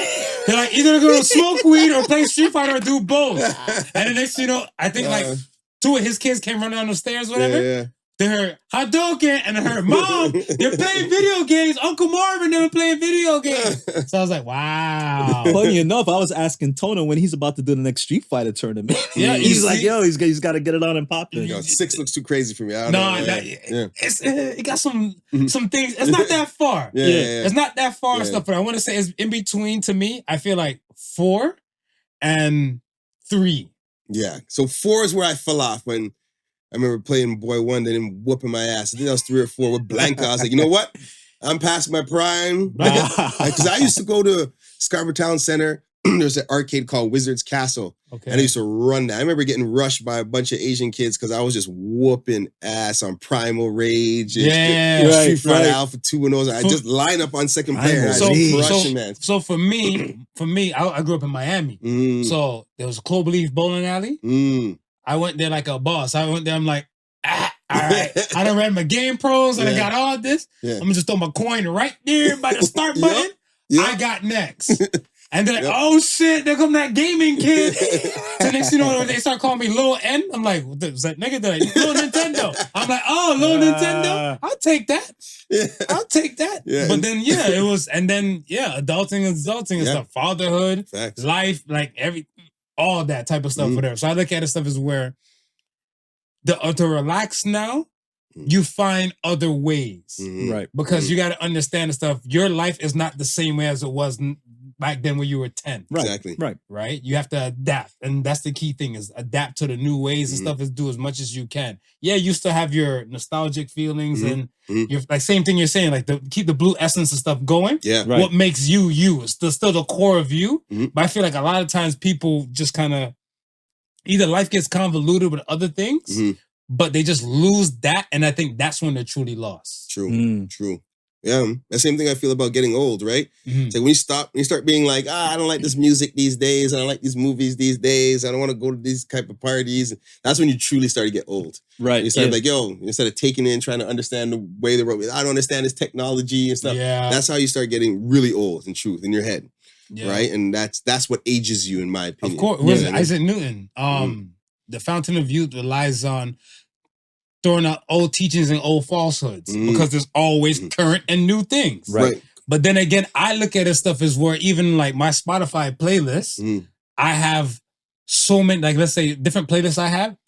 It's a lot of the classic stuff I have in there. Right. So now they have like, let's say Rap Caviar. And when it comes to Rap Caviar and stuff, I'll just go through them like, I don't like this track. I don't like this track. I don't like this track. And I find myself going right back to my playlist. So it's kind of like, again, what you were saying earlier with the nostalgia factor, that's a hell of a thing too. But then am I really ready to accept to say like, okay, I might not get another Jay-Z track. Let me take in a new whoever the hell that might be in the New York scene or something like that, right? It's just that it's up to the state of mind. Yeah, it's okay if you don't like it, but the ability to take it in, not to immediately dismiss it. There's this concept, and I might be screwing up my concepts, but cognitive dissonance, where this idea is you can't take in new information and change your mind. Right. People are so set in this tribalism form, right?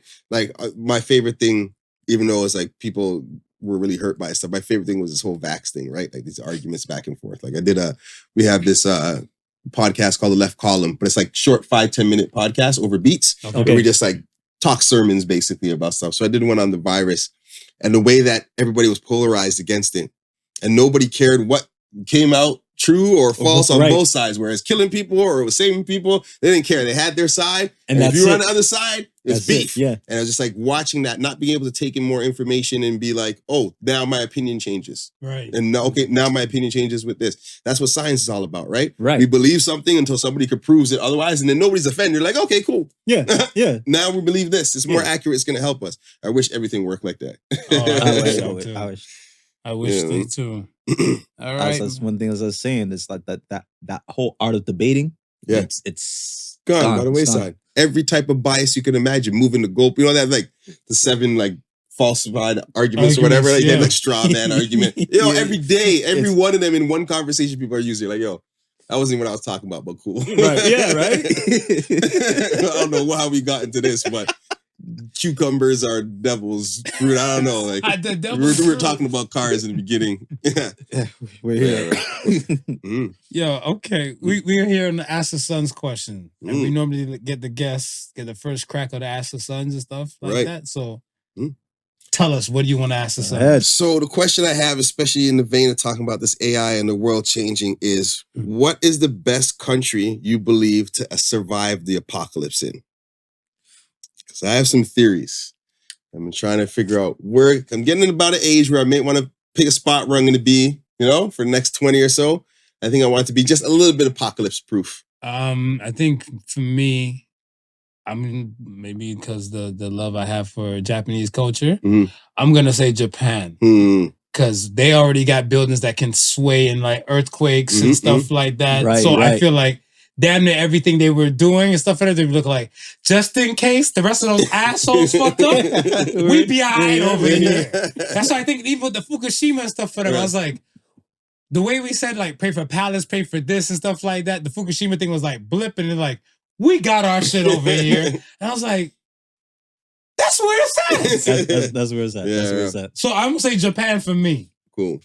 For me, it'll be that wherever Akon got his city popping off, I'm moving there because I feel like I need to be on the continent of Africa because that's where all the shit is, and the way shit looks like it's going, like they're looking to lock off that whole continent from everybody else. Facts. That's a good one.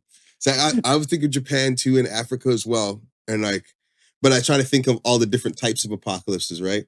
So like in Japan, a zombie apocalypse, you're fucked.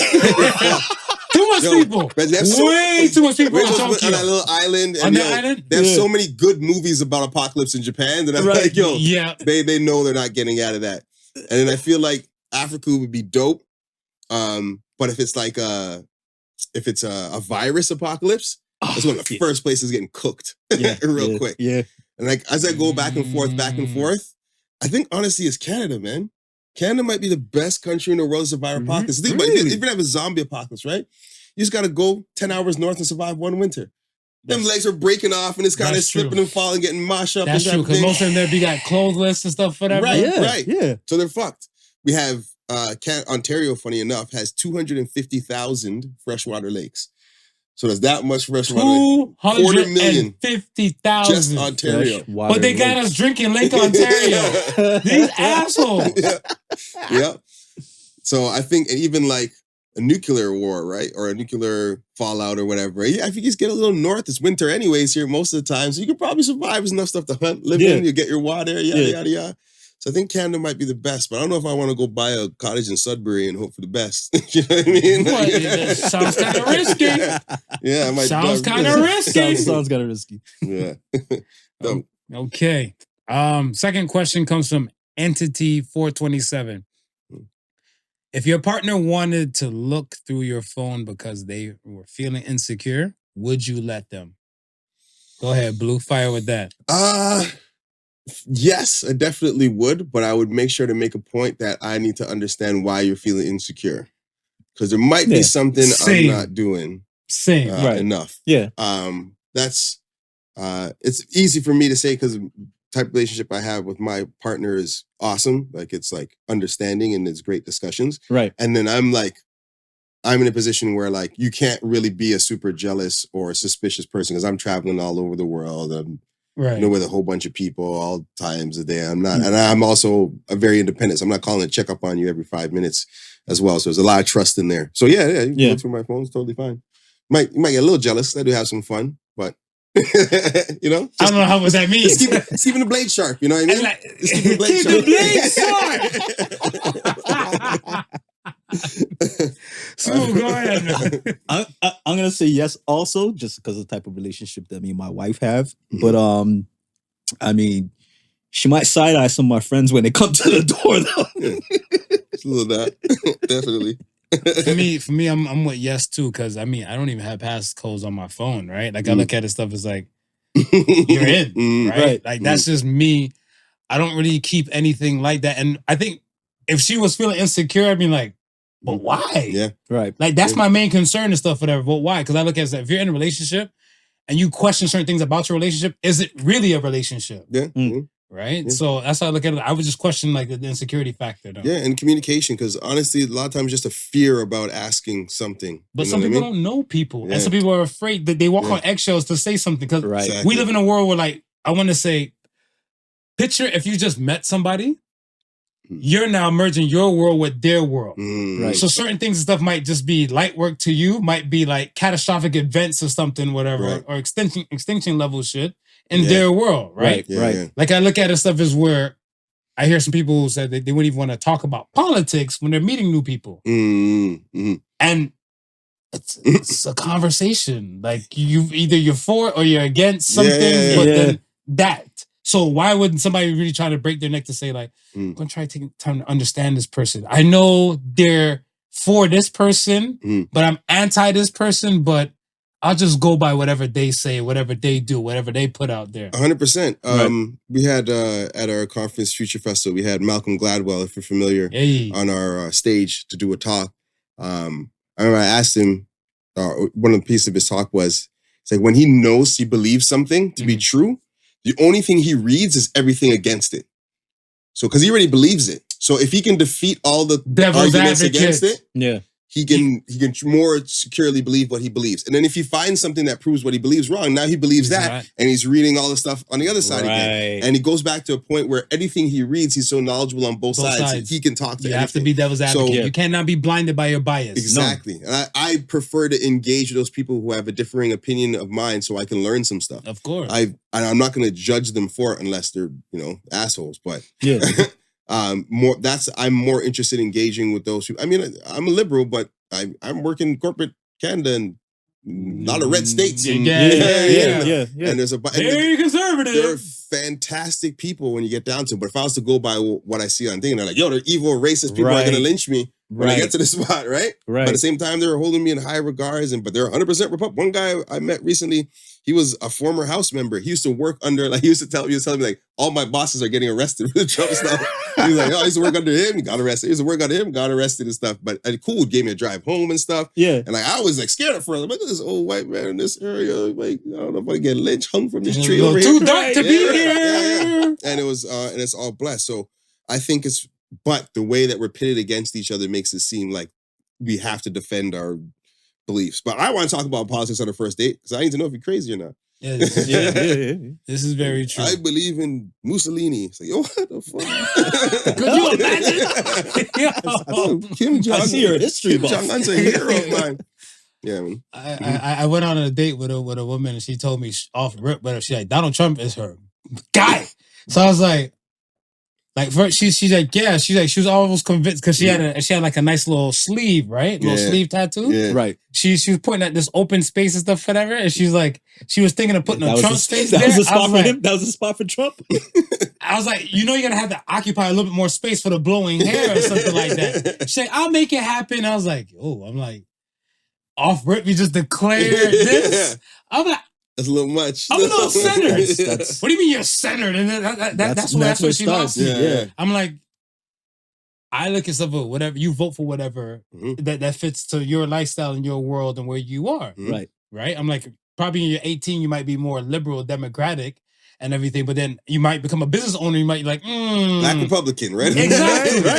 Right. So when I said that and stuff for her, she's like, you sound like an opportunist and stuff for her, but you're still cute. I was like, do I risk it? No, I know you're crazy now. I think I just take the dinner and call it a day. Oh, man. Facts. All right. The last question comes up from Princess Mediocrity. Would you rather have $300 or know who masturbated to you and why? Is this an ongoing power? Like if they, or is like, it just at that mark? Yeah, at that mark, everybody. So if you take the deal today and stuff, everybody you met before, because you might see somebody later tonight to be like, oh wait, you went on a podcast today, huh? Yeah. So if I could choose a mark, maybe, yeah. Everybody you met before. I thought it was just one person. Everybody. Okay. Everybody you met before. Oh, shit. I'm screwed $300. Yeah. $300 could do some things, though. I met a lot of people in my lifetime, man. I could do something with that knowledge. You just want to know. You know, so no, that might turn into $3,000, right? That blackmail. That knowledge, just the knowledge of. I might be like, hey, honey, what's up?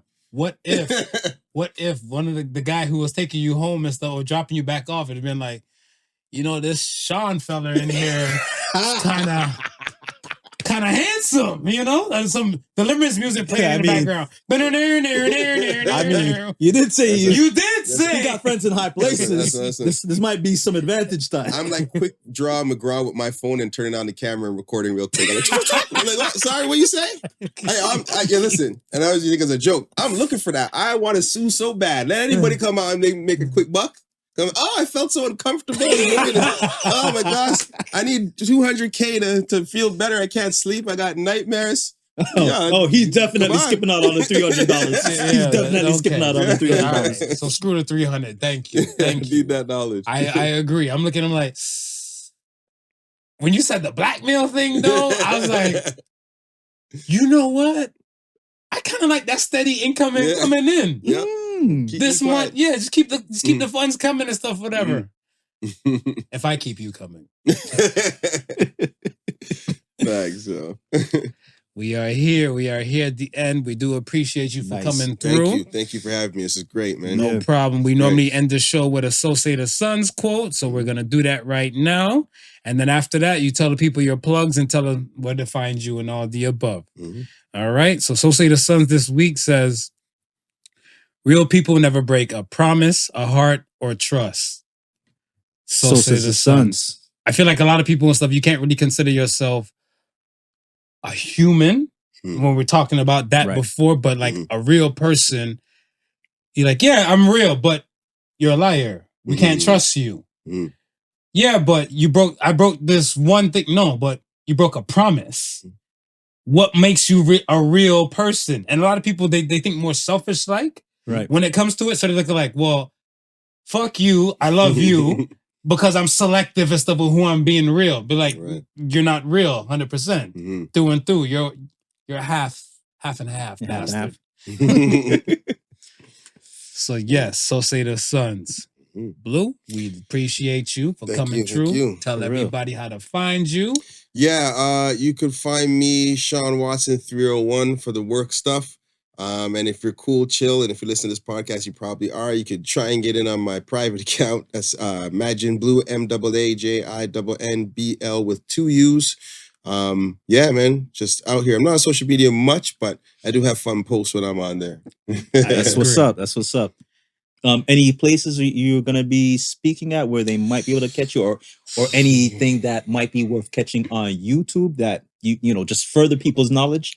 Yeah, so this last I'd recommend checking out trendhunter.com.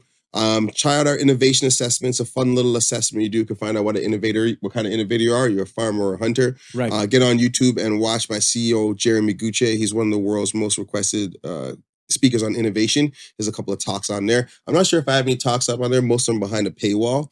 But you can catch me at our Future Festival events, which you can find on the website, futurefestival.com.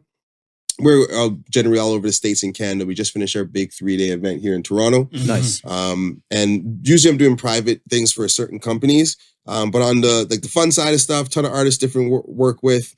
You'll hear about them soon. You can check out the Left Column on Spotify and wherever else around. That's me and my homie Sepp. I mainly do producing on it, not beat producing, but executive producing, line producing of the actual thing, topics, etc. Nice. So it's mostly him.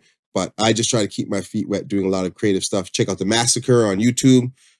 Studio 6 Media. That's a little thing we did for fun, just some freestyle stuff. Nice. But yeah, I mean, we got a lot of stuff coming down the pipeline. Working on some TV shows and entertainment. That's really where my love is. Always just been the music entertainment space. Dope. And I want to take all this knowledge and this background project management and operations experience and apply it to the creative space. Nice. Like I'm one of those people who likes to do the strategy piece of it that most people hate on the creative side. Right. So I'm trying to look for artists and different people, producers, whoever to work with and become that kind of administrative arm to help them finish do the business, but also focus on the strategy so they can just do the creative piece to it. Dope. That's really the niche I'm trying to fill. Dope. Once again, we thank you for coming through and blessing us with your info and your convo. We appreciate you. Yeah. And once again, folks, thank you again for listening to Podical Sons. Remember, the difference between genius and stupidity is that genius has its limits. Peace and love, y'all. Peace. Peace. The Podical Sons with not your average Joseph and Sofa King Marvelous.